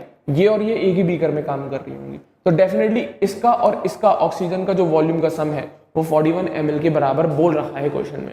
और मेरे ख्याल से इस इक्वेशन से मैं x की वैल्यू बहुत आसानी से निकाल सकता हूं। और जब x की वैल्यू निकाली गई तो वो कितनी आई? 3 ml निकल के आई। कितनी आई? 3 ml। तो मेरे ख्याल से अगर x पता लग गया तो मेरे ख्याल से 10 - x आप आराम से खुद प्रेडिक्ट कर सकते हैं। तो इन शॉर्ट उस 10 ml के मिक्सचर में 3 ml तो आपके पास कौन है? मीथेन है, और 7 ml आपके पास कौन है? प्रोपेन है, ठीक है ना। बस ये बेसिक सी बात बोल रखी है यहाँ पर। 3 ml मीथेन है और 7 ml आपके पास प्रोपेन है। तभी उस कंडीशन में 41 ml ऑक्सीजन की रिक्वायरमेंट लग रही होगी। दैट्स इट, खत्म बात। इतनी सा क्वेश्चन था और कुछ करना ही नहीं था यहाँ पर। बेसिक सा क्वेश्चन था और कुछ करना ही नहीं था यहाँ पर। क्लियर है? कभी कभी क्या करते हैं ये लोग, बहुत बेसिक सी कंडीशन है, ऑक्सीजन की वेट पूछ लेते हैं, ठीक है ना, और कुछ करना ही नहीं है यहाँ पर। आपको ज्यादा दिमाग लगाने की जरूरत नहीं पड़ेगी, इसको रहने देना। ये रेशियो कैलकुलेट कर दिया और कुछ नहीं किया मैंने। क्लियर है? ये मोल्स का रेशियो कैलकुलेट, इसको रहने दीजिएगा आप, ठीक है ना। इसकी जरूरत नहीं पड़ेगी, इसकी जरूरत नहीं पड़ेगी। That's it. चले आगे, हाँ या ना। तो आपसे कॉम्पोजिशन अगर पूछी जाए तो बहुत बेसिक सी चीज है, आप देख लें कितना मिक्सचर लिया है, कितना ऑक्सीजन रिक्वायर्ड है, और जितना ऑक्सीजन रिक्वायर्ड है वो दे रखा है, उससे आप इनकी कॉम्पोजिशन आराम से प्रेडिक्ट कर सकते हैं। क्लियर है? अब ये तो मैंने वॉल्यूम के हिसाब से इनका प्रपोर्शन बता दिया। अब मास अगर कैलकुलेट कर लेंगे तो मास के हिसाब से भी आपको समझ आ जाएगा। इसके 3 ml है, इसके 7 ml है, तो मोल कंसेप्ट लगाएंगे तो आप आराम से मास के हिसाब से प्रेडिक्ट कर सकते हैं। बहुत आराम से आप मास के हिसाब से प्रेडिक्ट कर सकते हैं। वेट निकालना है ना यार, हाँ या ना। मोल्स निकाल लेंगे, मोल्स की मदद से आप मॉलिक्यूलर मास से मल्टीप्लाई करके उसका वेट निकल आएगा। दैट्स इट, जरूरत नहीं पड़ती है। दैट्स इट, बहुत बेसिक सी कंडीशन है। क्लियर है? कॉम्पोजिशन जनरली बाय वॉल्यूम ही पूछता है, मास पूछेगा तो मोल कंसेप्ट लगाएंगे। मोल्स का 2 फॉर्मूले थे, आपको वापस लिख भी देता हूं मैं आपके लिए। एक ये वाला फॉर्मूला लगेगा V/22.22400 ml का केस है ना, इसलिए ये वाला लगेगा। इससे आपके मोल्स निकलेंगे और मोल्स पता लग जाएंगे तो W/m लगा के, m is the molar weight, W का अमाउंट निकल जाएगा दोनों के लिए। किसके लिए? मीथेन का भी निकल के आ जाएगा और प्रोपेन का भी। That's it. तो बाई मास भी कॉम्पोजिशन आप आसानी से पता लगा सकते हैं। That's it. तो ये बेसिक सी पहली केमिकल प्रॉपर्टी थी, क्या बेटा? ऑक्सीडेशन कराना। जनरली होता नहीं है, बट अगर हम कंबशन और कैटालिटिक की बात करें तभी ऑक्सीडाइज होते हैं एल्केन्स। नॉर्मल अगर हम स्ट्रॉन्ग ऑक्सीडाइजिंग एजेंट्स या रिएजेंट की मदद लें और आप सोचें ऑक्सीडेशन हो जाए तो पॉसिबल नहीं है, क्योंकि एल्केन्स आर अनरिएक्टिव। केवल एक केस को छोड़ के, जब हमारे एल्केन में टर्शरी हाइड्रोजन होगा तभी वो रिएजेंट से रिएक्ट कर पाता है, अन्यथा वो रिएक्ट नहीं करता। चले आगे। अब दूसरी केमिकल प्रॉपर्टी की मैं बात कर रहा हूं, कौन सी बेटा? Substitution reaction. मैंने बोला है ज्यादा रिएक्टिव है नहीं तो ज्यादा केमिकल प्रॉपर्टीज हमें पढ़नी नहीं है, 3-4 ही बताई है मैंने। ऑक्सीडेशन हो गई, सब्स्टिट्यूशन पढ़ा दूंगा, एरोमेटाइजेशन आ जाएगी ज्यादा से ज्यादा, पायरोलिसिस आ जाएगी, बस और कुछ है नहीं। आइसोमराइजेशन वो एक रिएक्शन नहीं है, बोल दिया गया है बस उसे, बोल दिया गया है बस उसे, ठीक है ना। तो हम बात कर रहे हैं किसकी? सब्स्टिट्यूशन रिएक्शन की, ठीक है ना। अब सब्स्टिट्यूशन भी बहुत तरीके के पढ़ाऊंगा, हैलोजनेशन पढ़ाऊंगा, सल्फोनेशन पढ़ाऊंगा, नाइट्रेशन पढ़ाऊंगा, ये सब सब्स्टिट्यूशन मैकेनिज्म पर ही काम करते हैं। अब बात आती है ये सब्स्टिट्यूशन करेंगे तो करेंगे कौन सी? तीन पढ़ा रखी है मैंने आपको, फ्री रेडिकल, इलेक्ट्रोफिलिक और न्यूक्लियोफिलिक। और आपको पता है एल्केन्स हमेशा हमेशा हमेशा फ्री रेडिकल सब्स्टिट्यूशन में जाते हैं। सिखा चुका हूँ रिएक्शन मैकेनिज्म में, अगर ढंग से पढ़ा होगा तो आती होंगी ये सारी चीजें। जल्दी जल्दी बता रहा हूँ, सुनते चले। क्या? Alkanes are saturated non polar organic compound, thus they follow non-polar mechanism या फिर free radical mechanism in substitution reaction. ये वाली लाइन किसी में आपको रिएक्शन मैकेनिज्म में भी दे चुका हूं। एल्केन्स कैसे? सैचुरेटेड कंपाउंड्स हैं, नॉन पोलर ऑर्गेनिक कंपाउंड्स हैं, इस वजह से ये लोग non polar mechanism that is free radical mechanism of substitution को ही फॉलो करेंगे। कौन सी? Free radical mechanism for substitution को ही फॉलो करेंगे। और उसमें मैंने आपको एग्जाम्पल भी दिया था, हैलोजेनेशन का केस कराया था क्लोरीन के साथ लाइट की प्रेजेंस में। देखिएगा जाके, आपके नोट्स अगर बनाए होंगे ढंग से आपने तो आपको मिल जाएगा। चले आगे, अगला सुनना। तो अब बेसिक सी बात इतना तो समझ में आ गया कि सब्स्टिट्यूशन रिएक्शन अगर करेंगे एल्केन तो वो फ्री रेडिकल मैकेनिज्म को फॉलो करके करेंगे। चले आगे। अब बात आती है कि हम रिएक्टिविटी की भी बात कर लें कि कौन सा एल्केन ज्यादा रिएक्टिव होगा, कौन सा कम होगा। अब फ्री रेडिकल की बात चल रही है तो इंटरमीडिएट बनेगा ही बनेगा। तो अगर आपकी बात आती है रिएक्टिविटी की एल्केन की, तो वही बता रहा हूं, order of reactivity of alkene और रेट ऑफ एब्स्ट्रैक्शन, ऑब्स्ट्रैक्शन नहीं है एब्स्ट्रैक्शन है, मतलब रिमूवल ऑफ हाइड्रोजन। तो रिएक्टिविटी की जब हम बात करेंगे तो मैंने 3 एल्केन का एग्जांपल लेके समझाया आपको, ठीक है ना। तो मेरे पास एक ये एल्केन है, एक ये है, एक ये है, कुछ नहीं, मैंने हाइड्रोजन रिमूव किया, यहां से ये गया, यहां से ये हटाया, यहां से ये हटाया, तीनों हाइड्रोजन को रिमूव किया, तो मेरे पास इंटरमीडिएट बन के आ गया फ्री रेडिकल। एक ये आ गया, एक ये इंटरमीडिएट आ गया, एक ये आ गया। मेरे ख्याल से सिखा चुका हूं फ्री रेडिकल की स्टेबिलिटी बिल्कुल डिट्टो चलती है कार्बो कैटायन की स्टेबिलिटी के जैसे, ठीक है ना। तो आपको पता होना चाहिए कौन सा फ्री रेडिकल ज्यादा स्टेबल है और कौन सा कम। ये वाला सबसे ज्यादा स्टेबल, फिर ये, क्योंकि रीजन पता है, प्लस आई इफेक्ट घटेगा, free radical I mean carbocation की स्टेबिलिटी घटेगी तो फ्री रेडिकल की भी स्टेबिलिटी घटेगी। या फिर आप अल्फा एच के हिसाब से भी बता सकते हैं। इसके पास 9 अल्फा एच है, sp2 कार्बन है 3 3 3 9 अल्फा एच, sp2 कार्बन है 3 और 3 6 अल्फा एच, sp2 कार्बन है 3 अल्फा एच। क्लियर है। और जितने ज्यादा अल्फा एच उतना ज्यादा स्टेबल इंटरमीडिएट होता है। हाइपर कॉन्जुगेशन ज्यादा होगी ना यार, पढ़ा चुका हूं ये वाली चीज है। अल्फा एच क्या? हाइपर कॉन्जुगेशन बताने वाली कंडीशन है। तो जितने ज्यादा अल्फा एच उतनी ज्यादा हाइपर कॉन्जुगेशन, उतना ज्यादा स्टेबल इंटरमीडिएट। नहीं तो आप प्लस आई इफेक्ट के हिसाब से कर लेना, प्लस आई इफेक्ट इसमें सबसे ज्यादा, इसमें सबसे कम, ये सबसे ज्यादा स्टेबल, ये सबसे कम स्टेबल। अब अकल लगाओ, जब ये वाला इंटरमीडिएट सबसे ज्यादा स्टेबल है तो डेफिनेटली ये वाला एल्केन मोस्ट रिएक्टिव होगा, मोस्ट रिएक्टिव होगा। काय के लिए? सब्स्टिट्यूशन रिएक्शन के लिए। काय के लिए? सब्स्टिट्यूशन रिएक्शन के लिए, क्योंकि ये वाला इंटरमीडिएट सबसे ज्यादा स्टेबल है। तो वही कंडीशन है यहां पर सब्स्टिट्यूशन रिएक्शन में। क्या?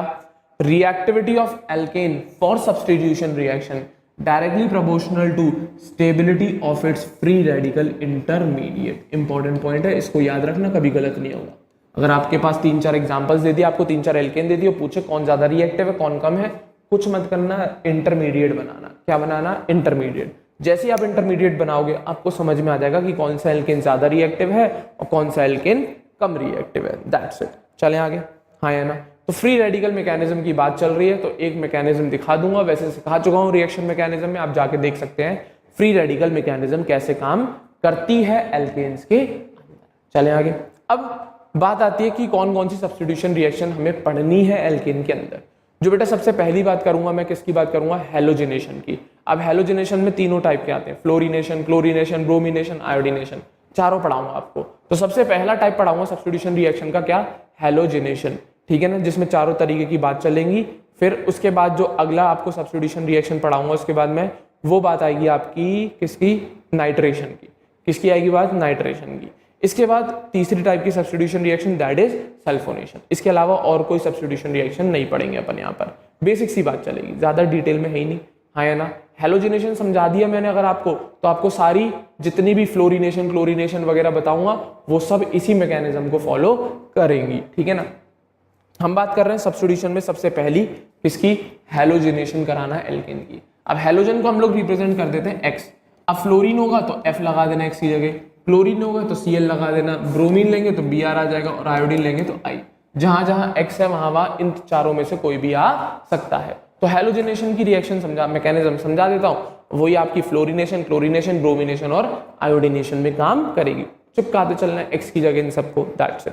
तो सबसे पहली बात हैलोजनेशन की मैकेनिज्म। तो रिएक्शन क्या है, एल्केन है, हैलोजन है, एल्काइल हैलाइड बन गया और HX रिमूव हो गया, दैट्स इट। अब ये हुआ कैसे होगा, मैकेनिज्म देखें। 3 स्टेप में काम करती है, बता चुका हूं, इनिशिएशन, प्रोपोगेशन, टर्मिनेशन। इनिशिएशन में सबसे पहले क्या होता है बेटा, हैलोजन जो होता है लाइट की प्रेजेंस में फ्री रेडिकल इंटरमीडिएट बनाता है, ठीक है ना। हैलोजन होमोलिटिक क्लीवेज करेगा और 2 हैलोजन फ्री रेडिकल क्रिएट हो जाएंगे। तो इनिशिएशन स्टेप में हमेशा फ्री रेडिकल की फॉर्मेशन होगी। फिर आता है उसके बाद सेकंड स्टेप कौन, प्रोपोगेशन। इसमें क्या होता है, पुराना वाला फ्री रेडिकल खत्म होता है, एक नया फ्री रेडिकल जनरेट होता है। जैसे एल्केन के साथ हैलोजन फ्री रेडिकल आया तो ये HX रिमूव हो जाएगा और R फ्री रेडिकल क्रिएट हो जाएगा। वहीं पर दूसरी बार क्या होगा, वापस से R फ्री रेडिकल हैलोजन के साथ रिएक्ट करेगा, वो RX प्रोडक्ट बना देगा और हैलोजन फ्री रेडिकल क्रिएट हो जाएगा। क्लियर है, ये प्रोपोगेशन होता है। एक फ्री रेडिकल जाएगा, एक नया फ्री रेडिकल जनरेट हो जाएगा। हैलोजन जब एल्केन के साथ रिएक्ट करेगा तो एल्काइल फ्री रेडिकल बनेगा, HX हटेगा, और जब एल्काइल फ्री रेडिकल हैलोजन के साथ रिएक्ट करेगा तो RX बनेगा और हैलोजन फ्री रेडिकल वापस से रीजनरेट हो जाएगा। तो प्रोपोगेशन में यही होता है, एक पुराना फ्री रेडिकल खत्म होता है, एक नया फ्री रेडिकल जनरेट होता चला जाता है। और ये बहुत लंबी रिएक्शन होती है, चेन रिएक्शन चलती रहती है। और जब इस रिएक्शन को खत्म होना होता है तो वो तीसरा स्टेप होता है जिसमें जितने भी फ्री रेडिकल बने हैं रिएक्शन में वो सब टर्मिनेट हो जाता है, टर्मिनेशन, जिसमें X भी बना है और हमारे पास R भी बना है। 2 फ्री रेडिकल बने हैं, X फ्री रेडिकल और R फ्री रेडिकल। तो यहाँ पर 3-4 कॉम्बिनेशन है, या फिर 3 केसेस बता देता हूँ उसमें मैं, ठीक है, क्योंकि हमारे पास 2 टाइप के फ्री रेडिकल बन के आए हैं, एक हैलोजन और एक एल्काइल रेडिकल फ्री रेडिकल, ठीक है ना। तो अब हमारे पास पॉसिबिलिटी एक तो होगा नहीं, ऐसे बहुत सारे फ्री रेडिकल होंगे। तो यहाँ पे 3 पॉसिबिलिटी बनती है टर्मिनेशन में। क्या, हैलोजन फ्री रेडिकल के साथ रिएक्ट करके X2 बना ले। दूसरा, एल्काइल फ्री रेडिकल के साथ रिएक्ट करके एल्केन बना ले। और जो सबसे 3 इंपॉर्टेंट, यही होती है मेजर रिएक्शन, यही टर्मिनेशन में मेजरली चल रही होती है। ये तो बहुत ना के बराबर, माइनर होते हैं दोनों। कैसे होते हैं, माइनर, बहुत ना के बराबर। तो एक्चुअल में जो मेन रिएक्शन चल रही होगी टर्मिनेशन में, वो alkyl free radical halogen free radical के साथ रिएक्ट करके एल्काइल हैलाइड की फॉर्मेशन कर रहा होगा। तो टर्मिनेशन में एक ही काम होता है, जितने भी फ्री रेडिकल बने हैं वो सब आपस में कंबाइन करके प्रोडक्ट में कन्वर्ट हो जाते हैं, दैट्स इट। तो ये 3 प्रोसेस हैं, ये 3 स्टेप हैं जिसमें इस हैलोजिनेशन ऑफ एल्केन की मैकेनिज्म चलती है और जनरली लाइट की प्रेजेंस में होता है ये काम, ठीक है ना, HNu, ठीक है ना। अब हैलोजन की जगह आप फ्लोरीन, क्लोरीन, ब्रोमीन, आयोडीन कुछ भी लगा सकते हैं, दैट्स इट। यही मैकेनिज्म फॉलो होगी, initiation, propagation and termination, that's it. यही तीनों केसेस में ये वाली रिएक्शन फॉलो होगी। अभी ऊपर मैंने रिएक्टिविटी की बात करी, अब अगर मैं एल्केन बदलूंगा तब भी रिएक्टिविटी में फर्क आएगा और हैलोजन बदलूंगा तब भी रिएक्टिविटी में फर्क आएगा, ठीक है ना। तो रिएक्टिविटी में दोनों की केसेस की मदद से फर्क आ सकता है। एल्केन के हिसाब से तो समझ गए होगे आप, क्या, जिसमें टर्शरी हाइड्रोजन है, जो टर्शरी फ्री रेडिकल वाला बना रहा है केस, वो ज्यादा रिएक्टिव होंगे in comparison to primary free radical वाला जिसमें इंटरमीडिएट बनना है। तो अगर मैं बात करूं तो ये ज्यादा रिएक्टिव एल्केन है और वो कम रिएक्टिव एल्केन है। क्लियर है, ये तो बात हो गई एल्केन के हिसाब से रिएक्टिविटी की। अब हैलोजन के हिसाब से भी तो रिएक्टिविटी बदलेगी, बिल्कुल बदलेगी।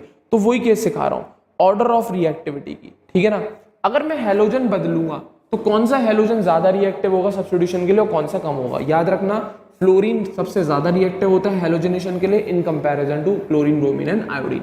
तो फ्लोरीन सबसे ज्यादा, फिर उसके बाद क्लोरीन, फिर उसके बाद ब्रोमीन और सबसे कम रिएक्टिव आयोडीन का केस चलता है, दैट्स इट। और वहीं पे एल्केन्स के हिसाब से देखें तो ऊपर समझा ही चुका हूं, 3 डिग्री, 2 डिग्री और 1 डिग्री वाला केस चलता है। 3 डिग्री, 2 डिग्री और 1 डिग्री वाला केस चलता है क्योंकि 3 degree free radical very stable in comparison to 2 degree and 1 degree. बता चुका हूं, आई फैक्ट के हिसाब से भी दे सकते हो आप, अल्फा एच के हिसाब से भी चेक कर सकते हैं, कोई दिक्कत की बात नहीं होनी चाहिए, दैट्स इट। तो बेसिक सी बात कर रहा हूं मैं, उम्मीद करूंगा समझ में आ रहा होगा। क्लियर है, हाँ या ना। तो ये बात है सब्स्टिट्यूशन रिएक्शन में सबसे पहली कौन सी, हैलोजिनेशन की। किसकी बात कर दी बच्चों मैंने, हैलोजिनेशन की बात कर दी। क्लियर है। अब हैलोजिनेशन भी 4 तरीके की, fluorination, chlorination, bromination and iodination, उनको भी सुन लें, ठीक है ना। तो हैलोजिनेशन में सबसे पहली बात कर रहा हूं मैं किसकी, फ्लोरीनेशन की, जो अभी आपको बताया हाईली रिएक्टिव है, ठीक है ना। तो वही लिखा है, fluorine is the most reactive halogen, thus the reaction occurs with explosion even in the dark। अभी बताया रिएक्टिविटी ऑर्डर हैलोजन के हिसाब से, F2 के साथ रिएक्ट करेगा अगर एल्केन तो हाईली रिएक्टिव होगा, ठीक है ना। तो फ्लोरीन इतना ज्यादा रिएक्टिव है भैया कि डार्क में भी बिना लाइट की प्रेजेंस में भी इतनी हाईली एक्सोथर्मिक रिएक्शन है कि ब्लास्ट हो जाता है, एक्सप्लोजन हो जाता है। तो वही बोला फ्लोरीन हाईली रिएक्टिव या मोस्ट रिएक्टिव हैलोजन है। तो अगर ये रिएक्ट करता है एल्केन के साथ बिना लाइट, भैया लाइट बिना लाइट के तो एक्सप्लोजन हो रहा है, लाइट की प्रेजेंस दे दोगे तो पता ही नहीं क्या हो जाएगा। सोचो डार्क में भी रिएक्ट कर रहा है और इतना एक्सप्लोसिवली रिएक्ट कर रहा है कि एक्सप्लोजन क्रिएट हो जाता है। तो रिएक्शन होगी कुछ इस प्रकार की, डार्क में होगी और हाईली रिएक्टिव फ्लोरीन होने की वजह से ये रिएक्शन एक्सप्लोसिव होती है, तो इसे करा नहीं सकते। अब बात आती है चलो एक्सप्लोसिव है बट स्टिल हमें ये प्रोडक्ट ऑब्टेन करना है। अब हम इस रिएक्शन से ऑब्टेन नहीं कर पा रहे तो हम क्या करेंगे, मतलब आपको बताया ना मैंने कि फ्लोरीन हाईली रिएक्टिव है और डार्क में हो रही है रिएक्शन, और वो भी डार्क में होने के बावजूद भी हाईली एक्सप्लोसिव रिएक्शन है। तो अब मेन बात ये आती है कि इसको हम बनाएंगे तो बनाएंगे कैसे। अगर हमें CH3F बनाना है, बिल्कुल बनाना है, और ये रिएक्शन बड़ी दिक्कत से हो रही है, तो या तो हम इस रिएक्शन को थोड़ा कंट्रोल करें, कुछ ऐसी चीजें करें इस रिएक्शन में कि एक्सप्लोसिव ना रहे रिएक्शन, भले ही डार्क में चल रही, लाइट में नहीं चले, डार्क में चल ले, बट एक्सप्लोजन ना हो, जिससे हम इस प्रोडक्ट को ऑब्टेन कर सके। तो अगर हमें एक्सप्लोजन को अवॉइड करना है तो हमें दो केसेस करने पड़ते हैं, क्योंकि बेटा हमें ये प्रोडक्ट ऑब्टेन करना है, कौन, मिथाइल फ्लोराइड। अब कैसे ऑब्टेन करना है वो वाली केस सुनना, ठीक है ना। तो हमें ये पता है रिएक्शन कैसी है, हाईली एक्सप्लोसिव है। तो अगर हमें इस एक्सप्लोजन को अवॉइड करना है तो हम दो काम कर सकते हैं। पहला, फ्लोरीन को क्या कर सकते हैं, पहला फ्लोरीन को हम डाइल्यूट कर सकते हैं इनर्ट गैस ऐड करके, जिसकी वजह से एक्सप्लोजन कम हो जाएगा, क्योंकि इनर्ट गैस आ जाएगी, रिएक्टिविटी घट जाएगी, क्योंकि फ्लोरीन कम मात्रा में होगा। अगर आप फ्लोरीन ज्यादा अमाउंट में लेंगे तो बहुत ज्यादा हीट निकलेगी, बहुत ज्यादा एनर्जी निकलेगी और एक्सप्लोजन होने के चांसेस बहुत ज्यादा है। बट अगर मैं फ्लोरीन को डाइल्यूट करके यूज करूं, कैसे डाइल्यूट करूं, इनर्ट गैस से, उस कंडीशन में अगर मैं एक्सप्लोजन को चेक करूं तो एक्सप्लोजन थोड़ा कम हो जाएगा, वो अग्रेसिव कम हो जाएगी रिएक्शन, एक्सप्लोजन होने के चांसेस खत्म हो जाएंगे, ना के बराबर, ठीक है। या तो मैं ये कर लूं क्योंकि मुझे प्रोडक्ट ऑब्टेन करना है ये वाला, क्योंकि मुझे सब्स्टिट्यूशन करा के प्रोडक्ट बनाना है, या तो मैं इस तरीके से काम कर लूं कि एक्सप्लोजन को अवॉइड करने के लिए मैं फ्लोरीन को डाइल्यूट करके डालूं इस रिएक्शन के अंदर। इनर्ट गैस से डाइल्यूट करना है, पर देख लेना किससे डाइल्यूट कर रहे हैं। या फिर हम कोई दूसरा मेथड ऑब्टेन कर लें एल्काइल फ्लोराइड्स को ऑब्टेन करने का, ठीक है ना। जनरली हम यही करते हैं, डाइल्यूशन भी इतना काम नहीं करता। तो जनरली हम क्या करते हैं, एल्काइल फ्लोराइड्स को ऑब्टेन करने के लिए, प्रिपेयर करने के लिए हम ब्रोमाइड और क्लोराइड की मदद लेते हैं। तो वही लिखा है, alkyl fluorides are generally prepared by heating alkyl bromide और alkyl chloride with inorganic fluorides. हम डायरेक्ट फ्लोरीन का ना यूज करके इनऑर्गेनिक फ्लोराइड्स का यूज करते हैं एल्काइल फ्लोराइड बनाने के लिए। तो वही बोला मैंने, क्योंकि ऊपर वाली रिएक्शन भैया हाईली एक्सोथर्मिक है, डार्क में भी हाईली एक्सोथर्मिक आ रही है, लाइट में तो पता ही नहीं क्या करेगी। तो इसलिए अगर हमें फ्लोराइड्स बनाने हैं तो हम क्या करेंगे, क्लोराइड और ब्रोमाइड की मदद लेंगे, एल्काइल क्लोराइड और एल्काइल ब्रोमाइड की मदद लेंगे और उन्हें रिएक्ट करा देंगे इनऑर्गेनिक फ्लोराइड्स के साथ। फ्लोरीन के साथ रिएक्ट नहीं कराएंगे, इनऑर्गेनिक फ्लोराइड्स के साथ करा देते हैं, जैसे कि Hg2F2 के साथ रिएक्ट करा दिया, सिल्वर के साथ AgF के साथ करा दिया, कोबाल्ट फ्लोराइड के साथ करा दिया, एंटीमनी फ्लोराइड के साथ करा दिया। तो उस कंडीशन में हम फ्लोराइड्स को ऑब्टेन कर देते हैं और इस रिएक्शन को हम कहते हैं शॉर्ट्स रिएक्शन। क्या बोलते हैं बेटा, शॉर्ट्स रिएक्शन। जब एल्काइल ब्रोमाइड या एल्काइल क्लोराइड इनऑर्गेनिक फ्लोराइड्स के साथ रिएक्ट करके हमें एल्काइल फ्लोराइड्स बना के देते हैं, उस रिएक्शन को हम क्या कहते हैं, शॉर्ट्स रिएक्शन। कुछ इस तरीके से हो रही है, जैसे कि मैंने क्या लिया, मिथाइल ब्रोमाइड लिया, Hg2F2 के साथ रिएक्ट करके मिथाइल फ्लोराइड बना लिया, या फिर इथाइल क्लोराइड लिया, Hg2F2 के साथ रिएक्ट करके इथाइल फ्लोराइड बना लिया। तो इस रिएक्शन को हम क्या कहते हैं, शॉर्ट्स रिएक्शन। क्या कहते हैं बच्चों, शॉर्ट्स रिएक्शन, याद रखेंगे, ठीक है ना। हाँ है ना। ऐसा करने का एक ही कारण है यार, फ्लोरीन हाईली रिएक्टिव है और अगर वो एल्केन के साथ रिएक्ट करेगा इवन इन डार्क, वो एक्सप्लोजन कॉज कर देता है, जो कि बहुत दिक्कत की बात है, जो कि बहुत दिक्कत की बात है। तो या तो हम फ्लोरीन दो तरीके से अवॉइड कर सकते हैं, या तो हम फ्लोरीन को डाइल्यूट कर दें नट गैस से, पर उससे इतना काम चलता नहीं है। तो सबसे बेस्ट मेथड रहता है कि इस रिएक्शन की जगह हम किसी दूसरी रिएक्शन की मदद से एल्काइल फ्लोराइड्स को ऑब्टेन करें। तो वो कौन सी रिएक्शन होती है, शॉर्ट्स रिएक्शन, जिसमें हम फ्लोरीन को डायरेक्ट यूज नहीं करते, ठीक है ना। उसमें हम इनऑर्गेनिक फ्लोराइड्स की मदद लेते हैं और एल्काइल क्लोराइड और एल्काइल ब्रोमाइड की मदद से एल्काइल फ्लोराइड्स को बना लेते हैं, दैट्स इट, ठीक है ना। तो हैलोजिनेशन में सबसे पहला कौन, फ्लोरीनेशन, तो दिक्कत से हो रहा है। दूसरा केस आता है क्या, क्लोरीनेशन। ये बहुत बेहतरीन है, ये बहुत आसानी से हो जाती है और ये इतनी बढ़िया है कि आप क्लोरीन लगाते ही जा सकते हो, ठीक है ना। तो इसमें कुछ नहीं करना, एल्केन लेना है, क्लोरीन लेना है और लाइट की प्रेजेंस लेनी है। क्लोरीन फ्लोरीन के कंपैरिजन में बहुत कम रिएक्टिव होता है, तो इसलिए डार्क में रिएक्शन इसकी नहीं होती है, इसके लिए हमें लाइट की जरूरत पड़ती है, ठीक है ना। और सब फ्री रेडिकल सब्स्टिट्यूशन होना है तो हमें होमोलिटिक क्लीवेज की कंडीशंस को फॉलो करना पड़ेगा। तो हम एल्केन के साथ क्लोरीन को रिएक्ट कराते हैं लाइट की प्रेजेंस में, कुछ नहीं, H हटेगा, क्लोरीन लग जाएगा, तो क्या बन जाएगा, मिथाइल क्लोराइड। ये मिथाइलिडीन क्लोराइड गलत लिख गया, ठीक है ना, ये थोड़ा थोड़ा गलत हो गया यहाँ पर, ये मिथाइल क्लोराइड आएगा, क्या आएगा, MeTHYL, मिथाइलिडीन हटा देना, ये आएगा आपका मिथाइल क्लोराइड, ठीक है ना, हाँ या ना, क्या आएगा बेटा, मिथाइल क्लोराइड निकल के आएगा आपका यहाँ से, कौन आएगा, मिथाइल क्लोराइड आएगा आपका निकल के, याद रखिएगा, ठीक है ना। चलें आगे, हाँ या ना। अगर मैं इसको नाम काट के लिख भी देता हूँ आपके लिए, इसको क्या बोलेंगे हम, मिथाइल क्लोराइड, ठीक है, याद रखिएगा। चले आगे, अगला, फिर मैंने एक और बार क्लोरीन के साथ रिएक्ट कराया, हाँ या ना, लाइट की प्रेजेंस में, वापस से एक और H हटा, Cl लग गया, ये बन गया CH2Cl2। अब ये क्या बन गया भैया, ये बना है मिथाइलिडीन क्लोराइड, ये इथाइलिडीन गलत लिख गया, हटा दीजिएगा। इसको कहते हैं हम मिथाइलिडीन क्लोराइड, ये है इसका नाम, ये मिथाइलिडीन क्लोराइड जो लिखा है वो इसका नाम, ठीक है ना, इसे कहते हैं हम मिथाइलिडीन क्लोराइड, ठीक है ना। CH3Cl कौन है, मिथाइल क्लोराइड, ये कौन बना दिया, मिथाइलिडीन क्लोराइड। चले आगे, फिर इसको एक और बार क्लोरीन और लाइट के साथ रिएक्ट करा दिया, एक और H हट गया, Cl लग गया, ये बन गया हमारा क्लोरोफॉर्म CHCl3। अभी रुके नहीं, अभी हाइड्रोजन फिर भी बचा है, फिर हमने एक और बार क्लोरीन से रिएक्ट करा दिया, एक और H हटाया और CCl4, जिसे हम कार्बन टेट्रा क्लोराइड या शॉर्ट में CTC लिख देते हैं, कार्बन टेट्रा क्लोराइड के नाम से जानते हैं। तो कुछ नहीं है, लाइट की प्रेजेंस में क्लोरीन लगता चलेगा, हाइड्रोजन हटता चलेगा, फ्री रेडिकल सब्स्टिट्यूशन है, तो हमारे पास जितने हाइड्रोजन है हम सारे हाइड्रोजन को एक एक करके रिप्लेस करा लेते हैं, दैट्स इट। तो पहले क्या बनेगा, मिथाइल क्लोराइड, फिर क्या बनेगा, मिथाइलिडीन क्लोराइड, फिर क्या बनेगा, क्लोरोफॉर्म, फिर क्या बनेगा, carbon tetra chloride, that's it. कुछ नहीं करना, हाइड्रोजन हटाना है, क्लोरीन को रिमूव ऐड करते चलना है। और यहाँ पर शर्त ये तब है जब क्लोरीन हमारे पास एक्सिस में हो, ये वाली रिएक्शन तब हो पाएंगी जब क्लोरीन हमारे पास एक्सिस वाली कंडीशन में हो। तो यहाँ पर याद रखना, क्लोरीन कैसा है, एक्सिस में है, काय में है, क्लोरीन एक्सिस में, तो नाम चेंज कर लीजिएगा, ठीक है ना, क्लोरीन काय में है, एक्सिस में है, दैट्स इट। चले आगे, तो फ्लोरीन के कंपैरिजन में ये रिएक्शन हो जाती है, फ्लोरीन वाली तो हाईली रिएक्टिव है, एक्सप्लोजन हो जाती है, लाइट दोगे तो पता ही नहीं क्या होगा वहां पर। तो चले आगे, तो सूटेबल कंडीशन की जब बात आती है तो ये सारी सूटेबल कंडीशन होती है, क्या, presence of diffuse sunlight, direct sunlight बहुत सारी पड़े तो फायदा नहीं है, डिफ्यूज फॉर्म में सनलाइट आए तो सही है। दूसरा, क्लोरीन की एक्सेस हो। तीसरा सबसे इंपॉर्टेंट, क्या, presence of tetra ethyl lead. अब ये क्यों आ गया, ठीक है ना, पहले दो तो क्लियर है, सनलाइट चाहिए होगी होमोलिटिक क्लीवेज के लिए, और क्लोरीन एक्सेस में होगा तो बहुत बढ़िया है, H हटता चलेगा, क्लोरीन लगते चलेंगे।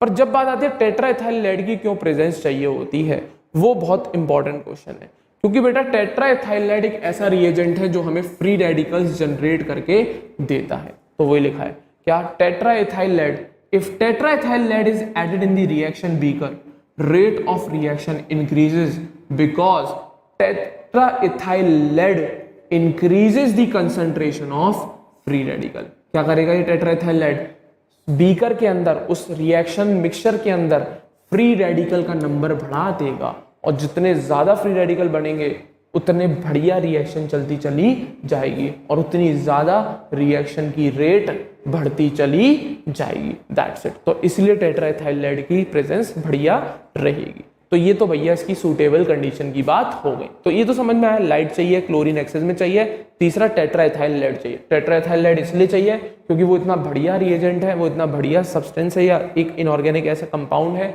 जो फ्री रेडिकल्स की मात्रा मिक्सचर में बढ़ा देगा, जिसकी वजह से ये रेट ऑफ रिएक्शन बहुत हद तक बढ़ जाती है, ठीक है ना। तो ये तो बात हुई भैया सूटेबल कंडीशन की। तो अब जब सूटेबल कंडीशन आई है तो अनसूटेबल भी होंगी, बिल्कुल होंगी। अनसूटेबल कंडीशन क्या होती है, पहली बात ऑक्सीजन की प्रेजेंस होना, और दूसरी बात नाइट्रिक एसिड या पैराबेंजोक्विनोन की प्रेजेंस होना, ठीक है ना, हाँ या ना।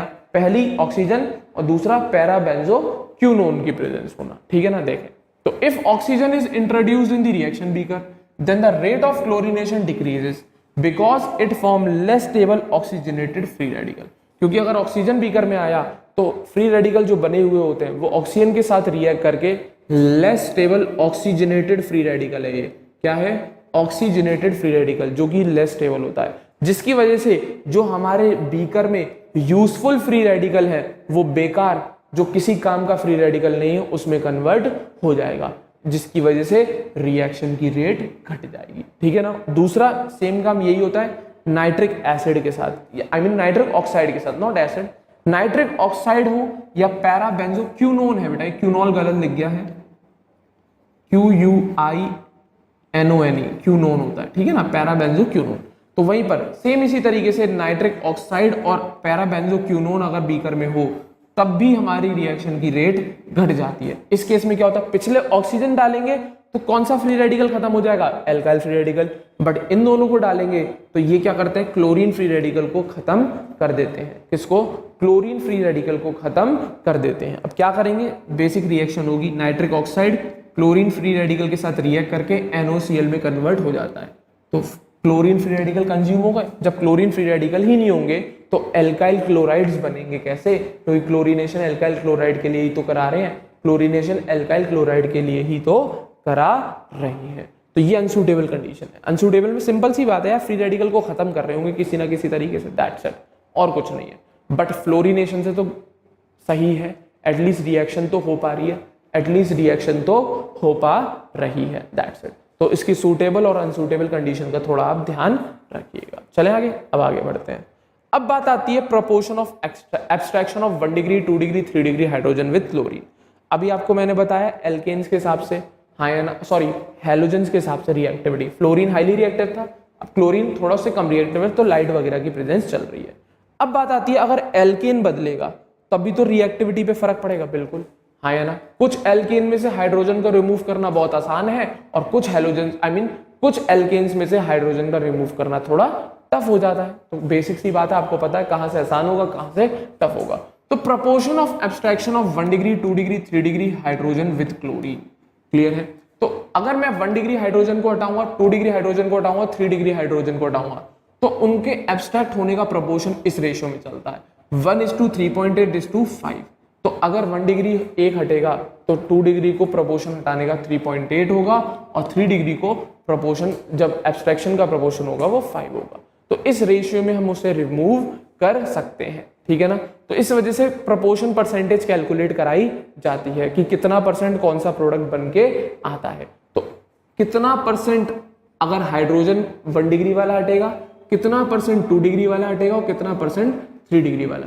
तो 5% तक 3.8 और 1%। परसेंटेज कैलकुलेट करेंगे पार्ट अपॉन होल इनटू 100। 5% नहीं है, रेशियो है, 1:3.8:4 के रेशियो में एब्स्ट्रैक्शन का प्रोपोर्शन चलता है।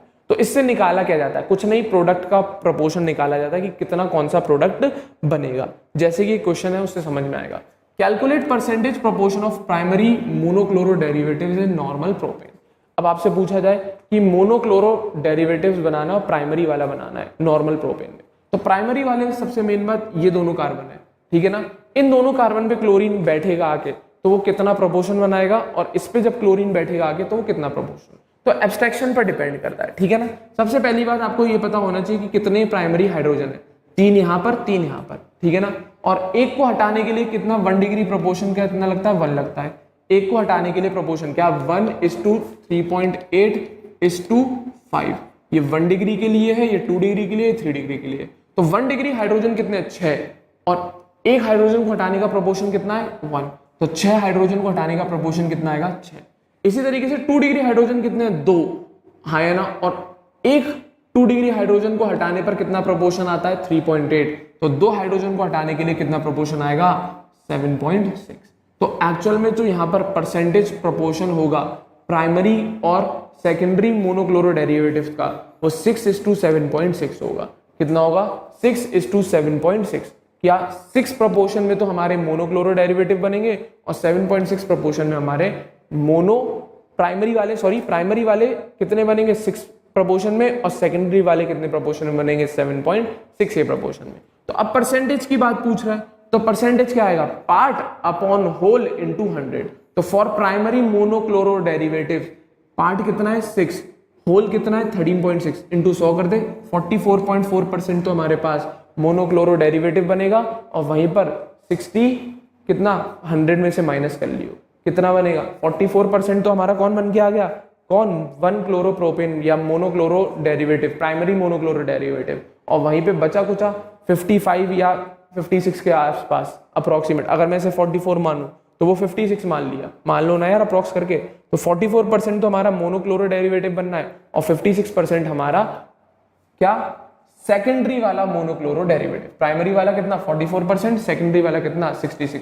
तो मेरे ख्याल से समझ गए होगा मेजर प्रोडक्ट क्या होगा सेकेंडरी वाला तो इस एब्स्ट्रैक्शन के रेट से या इस एब्स्ट्रैक्शन के प्रोपोर्शन से हम प्रोडक्ट कितना बनेगा कौन सा बनेगा इसको प्रेडिक्ट कर सकते हैं 1 डिग्री हाइड्रोजन एब्स्ट्रैक्ट करेंगे तो 1 का प्रोपोर्शन रहता है 2 डिग्री हटाएंगे तो 3.8 का प्रोपोर्शन रहेगा और 3 डिग्री हटाएंगे तो 5 का तो ये आपस में प्रोपोर्शन है इसकी मदद से आप परसेंटेज प्रोपोर्शन कैलकुलेट कर सकते हैं प्रोडक्ट का दैट्स इट चलें आगे इसी तरीके से आइसोपेंटेन की बात चलती है how many monochloro derivative of isopentane are formed and calculate their percentage proportion ठीक है ना अब देखें भैया कितने बन सकते हैं चेक करें अब कौन कौन से प्राइमरी वाले कार्बन है 1 2 3 क्या ये तीनों प्राइमरी कार्बन सेम है बिल्कुल नहीं ये दोनों सेम है ये अलग है अगर मैं यहाँ पर क्लोरीन बनाऊंगा तो वो अलग आइसोमर बनेगा और यहाँ पर क्लोरीन लगाऊंगा तो वो अलग आइसोमर बनेगा तो अगर मैं यहाँ पर मोनोक्लोरो बनाऊंगा तो 2 टाइप के मोनोक्लोरो डेरिवेटिव बनेंगे एक ये वाला बनेगा और दूसरा ये वाला अब ये वाला कौन है यहाँ पर क्लोरीन लगे या यहाँ पर एक ही बात आएगी तो अब ये कितने हाइड्रोजन है 6 है एक का कितना रहता है 1 डिग्री वाले का 1 तो 6 का कितना होगा 6 प्रोपोर्शन 2 डिग्री वाले भी देख लेते हैं 2 डिग्री वाले कितने 2 ये रहे 2 डिग्री वाले कितने 2 तो इसका प्रोपोर्शन देख लेते हैं 3.8 इंटू 2 7.6 3 डिग्री वाला कितना है 1 है तो उसका भी प्रोपोर्शन देख लेते हैं 1 इंटू 5 5 अब ये वाला भी प्राइमरी है इसका भी देख लेते हैं तो 1 डिग्री के लिए कितना होता है 3 तो 3 के लिए कितना होगा 3 तो यहाँ पर हमारे पास जो प्रोपोर्शन आएगा तो वो 6:5:7.6:3 का आएगा यहां पर क्लोरीन बिठाऊंगा तो उसकी वजह से जो प्रोडक्ट बनेगा उसका प्रोपोर्शन 6 रहेगा पूरे मिक्सचर में यहां पर क्लोरीन बैठेगा तो उसका प्रोपोर्शन पूरे मिक्सचर में 5 का रहेगा यहां पर क्लोरीन बैठेगा तो उसका प्रोपोर्शन 7.6 का रहेगा और यहां पर क्लोरीन बैठेगा तो उसका प्रोपोर्शन 3 का रहेगा तो एक्चुअल में चारों आइसोमर बना दिए 1 ये यहाँ पर 2 नंबर डाल देता हूं यहाँ पे 3 डाल दे रहा हूं यहाँ 4 डाल दे रहा हूं तो ये आइसोमर 4 बनेंगे किस किस रेशियो में 6:5:7.6:3 के रेशियो में ये चारों आइसोमर है ये पहला वाला ये दूसरा वाला ये तीसरा वाला ये चौथा वाला और चारों अलग है मेरे ख्याल से नॉमेनक्लेचर करेंगे समझ जाएंगे आप तो किस आइसोमर का कितना प्रोपोर्शन बना है वो दे रखा है अब आपसे मोनोक्लोरो डेरिवेटिव की बात पूछ रखी है तो सबके लिए प्रोपोर्शन निकाल दो ना यार अलग अलग मैं क्या करूं इसके लिए निकालेंगे तो कितना आएगा ऐड कर लो इसको पूरे को ये बैठेगा 21.6 पहले वाला आइसोमर का प्रोपोर्शन देखेंगे तो 6/21.6 इंटू 100 दूसरे का देखेंगे तो 5/21.6 इंटू 100 तीसरा आइसोमर का देखेंगे 7.6/21.6 इंटू 100 और लास्ट वाले का देखेंगे तो 3/21.6 इंटू 100 तो हर आइसोमर का परसेंटेज प्रोपोर्शन आपको निकल के आ जाएगा जो सबसे ज्यादा स्टेबल होगा वो सबसे ज्यादा बनेगा उसका परसेंटेज प्रोपोर्शन सबसे ज्यादा आ रहा होगा दैट्स इट तो ये परसेंटेज प्रोपोर्शन निकालने में हेल्प करता है एब्स्ट्रैक्शन का प्रोपोर्शन दैट्स इट जो प्रोडक्ट कौन सा ज्यादा बनेगा कौन सा कम बनेगा और कितने प्रोपोर्शन में बनेगा क्लियर है अगला देखें कौन सा ब्रोमिनेशन अब ये क्या बिल्कुल सेम टू सेम डिट्टो है क्लोरीनेशन का जैसा बस फर्क आ जाता है टेम्परेचर का उसमें हम टेम्परेचर यूज नहीं करते यहाँ पर 127 डिग्री सेल्सियस का टेम्परेचर की प्रेजेंस में काम होता है बाकी सारी चीजें डिट्टो है एज इट इज एल्केन लिया ब्रोमीन लिया 127 डिग्री सेल्सियस लाइट लिया मिथाइल ब्रोमाइड और HBr अलग क्लियर है सेम टू सेम मैकेनिज्म सबको सेम बस टेम्परेचर बढ़ा दियो और कुछ नहीं है ठीक है ना अब यहाँ पर भी प्रोपोर्शन एब्स्ट्रैक्शन देखें हाँ है ना तो टेम्परेचर आ गया इसका मतलब क्या आ गया ब्रोमीन और भी कम रिएक्टिव है क्लोरीन से तो सबसे ज्यादा कौन था फ्लोरीन फिर कौन आया क्लोरीन फिर कौन आया ब्रोमीन ठीक है अब यहाँ पे परसेंटेज एब्स्ट्रैक्शन क्या है 1 डिग्री 2 डिग्री 3 डिग्री का तो 1:82:1600 का रेशियो कि अगर हम 1 डिग्री वाला हाइड्रोजन हटाएंगे तो उसका एक प्रोपोर्शन रहेगा 2 डिग्री वाला हटाएंगे तो उसका 82 प्रोपोर्शन रहेगा और 3 डिग्री हटाएंगे तो 1600 प्रोपोर्शन इसकी तो बात होती ही नहीं है इतना ज्यादा प्रोपोर्शन की बात होती ही नहीं है लगभग यहीं तक खत्म हो जाता है लगभग यहीं तक खत्म हो जाता है जैसे कि क्वेश्चन आया इसी प्रोपोर्शन की मदद से क्वेश्चन सॉल्व होता है क्या पूछा जाता है डोमिनेशन या dominating monobromo derivative of normal butane अगर हम बनाएंगे तो कुछ ऐसा बनेगा CH3 CH2 CH2 CH3 ठीक है ना। अब पूछा जाता है कौन सा डोमिनेटिंग है, मोनोब्रोमो वाला कि डाइब्रोमो वाला, ठीक है ना, हाँ या ना। तो अगर मैं इसको बनाऊं तो 1 ब्रोमोब्यूटेन, एक 2 ब्रोमोब्यूटेन और एक 2 ब्रोमो 2 मिथाइल प्रोपेन, ठीक है ना, हाँ या ना। नॉर्मल ब्यूटेन की बात चल रही है। तो यहाँ पे दो ही चीज बनेंगी, एक तो इसकी वजह से और एक इसकी वजह से। तो पहला आइसोमर बनाएंगे तो 3 और 3 इंटू 1, तो पहले का आएगा 6, दूसरे वाले का आएगा 2 और 2 4, 4 इंटू 82 कर लेना, 4 इंटू 82 कर लेना, बहुत ज्यादा वैल्यू आएगी, हाँ या ना। 4 इंटू 82 कर लेना, लगभग 328 का रेशियो आएगा। तो एक्चुअल में 1 डिग्री और 2 डिग्री वाले का रेशियो देखेंगे तो 1:328 का रेशियो बैठेगा, 1:328 का रेशियो बैठेगा। तो 1 वाला कौन है, ये वाला आइसोमर की बात कर दी। 2 वाला कौन सा, ये वाला आइसोमर की बात कर दी। तो पहला आइसोमर कितने 6 रेशियो में, दूसरा आइसोमर किस रेशियो में 328 के रेशियो में। परसेंटेज प्रोपोर्शन निकालें तो 1 डिग्री वाले का देखना 6 अपॉन कितना 334 इंटू 100, ठीक है ना, पहले आइसोमर का। दूसरे का आएगा 328 अपॉन 334 इंटू 100। सॉल्व करेंगे तो ये लगभग 99 या 98% के करीब आएगा।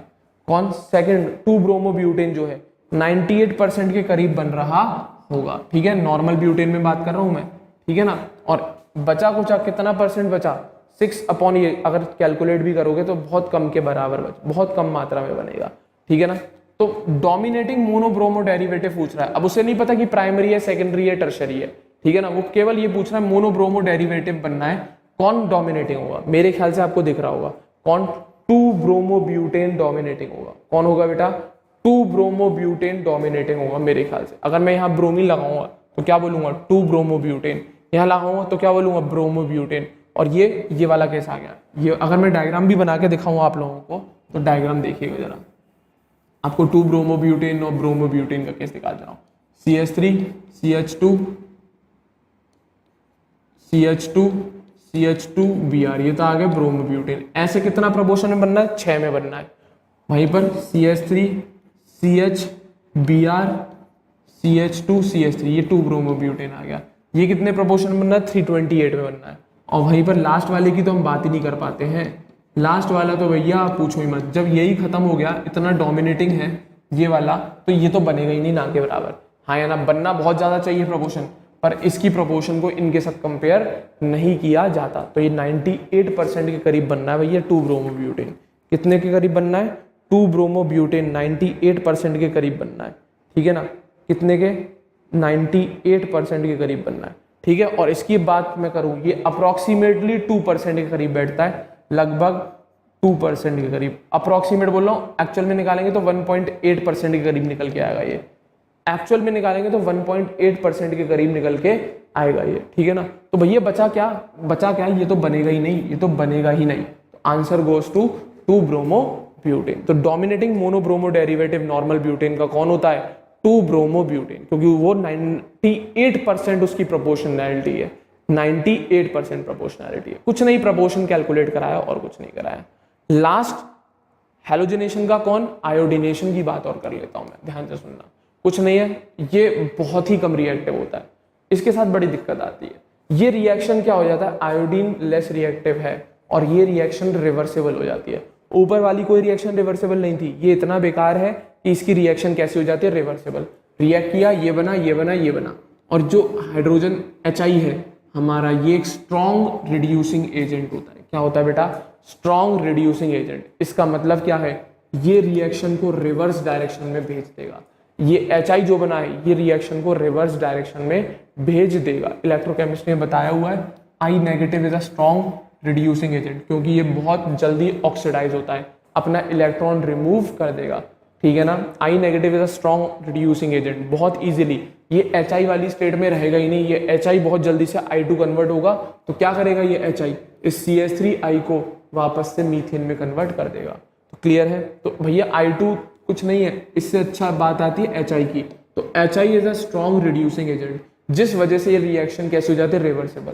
तो अगर मुझे इस रिएक्शन की रिवर्सिबिलिटी खत्म करनी है तो मुझे किसी ना किसी तरीके से इस HI को हटाना पड़ेगा, कहीं ना कहीं इस HI को फिक्स करना पड़ेगा, क्योंकि जब तक ये HI रहेगा तब तक ये रिएक्शन रिवर्स डायरेक्शन में भी जाती रहेगी। क्लियर है। तो भैया बहुत कम रिएक्टिविटी है, एक तो पहले ही कम है और ऊपर से ये जो HI बना रहा है वो स्ट्रॉन्ग रिड्यूसिंग एजेंट है, पता लगी रिएक्शन आगे जाने की जगह पिछली डायरेक्शन में जा रही होगी। इन शॉर्ट ये बनेगा ही नहीं, इसके हिसाब से अगर बात करूं तो ये बनेगा नहीं। बट ऐसा नहीं होता, हम क्या करते हैं HI को फिक्स करा देते हैं, HI को फिक्स करा देते हैं। तो वही लिखा है, in order to stop reversibility of the above reaction the reaction is carried out in the presence of oxidising agent.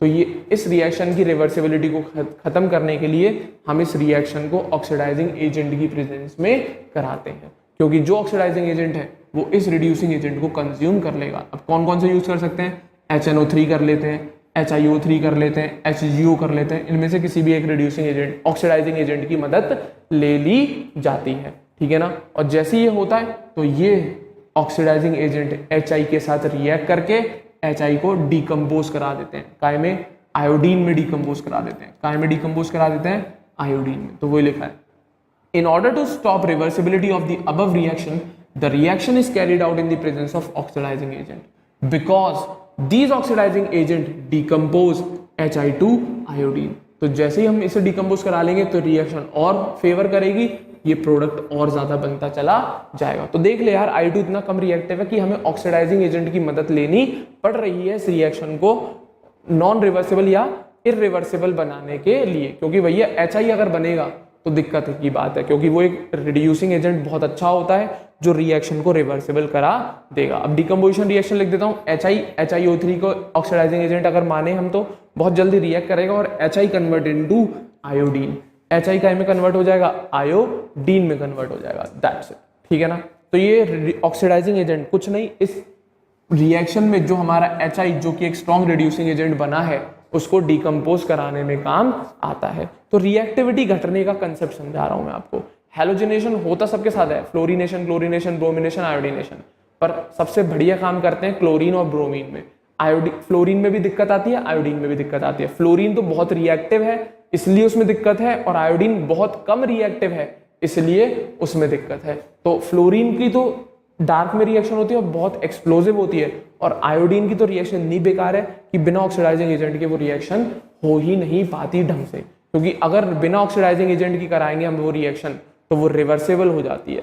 कैसी हो जाती है, रिवर्सिबल, और पता लगा हमारा प्रोडक्ट ही नहीं बन के आ रहा है, दिक्कत आती है फिर आप, ठीक है ना, दैट्स इट। तो ये पहली सब्स्टिट्यूशन का टाइप है हेलोजिनेशन, जिसके मैंने सब पार्ट्स बता दिए, fluorination, chlorination, bromination and iodination. ये सब्स्टिट्यूशन का पहला टाइप कराया है मैंने, क्या, हेलोजिनेशन। पूरा नहीं बताया अभी, सब्स्टिट्यूशन का पहला टाइप पढ़ाया है, कौन, हेलोजिनेशन, जिसके चारों सब पार्ट मैंने बता दिया आपको। उम्मीद करूंगा क्लियर होगा। अभी थोड़ा सा और बचा हुआ है, बट मेरे को लग रहा है इस सेशन कुछ ज्यादा लेंदी हो गया, तो इसको यहीं पर रोक लेते हैं अपन लोग, ठीक है ना, नहीं तो फिर सब खिचड़ी बन जाएगा। तो भैया दो ही आपको केमिकल प्रॉपर्टीज पढ़ाई है अभी मैंने, एक तो ऑक्सीडेशन पढ़ा दी, दूसरी सब्स्टिट्यूशन चल रही है अभी। सब्स्टिट्यूशन में सबसे पहला पार्ट पढ़ाया है मैंने आपको, क्या पहला पार्ट है वो, क्या, हेलोजिनेशन। अभी बचे हुए हैं सब्स्टिट्यूशन रिएक्शन भी, अभी सब्स्टिट्यूशन रिएक्शन भी बची हुई है, हेलोजिनेशन ही नहीं होती केवल, और भी है वो देखेंगे, ठीक है ना। तो उम्मीद करूंगा यहां तक क्लियर होगा आपको, ठीक है ना, हाँ है ना, ऑक्सीडेशन क्लियर होगा और आपको सब्स्टिट्यूशन का पहला पार्ट हेलोजिनेशन कंप्लीट तरीके से क्लियर होगा, ठीक है ना। तो इस सेशन को यहीं पर रोक रहे हैं, उम्मीद करूंगा आप लोगों को सारी बातें क्लियर जरूर होंगी। अगले सेशन में सब्स्टिट्यूशन को आगे कैरी ऑन करेंगे, जो बचे हुए दो पार्ट रह गए सब्स्टिट्यूशन के, नाइट्रेशन एंड सल्फोनेशन के साथ, ठीक है बच्चों। तो अगले सेशन में मिलते हैं, थैंक यू वेरी मच।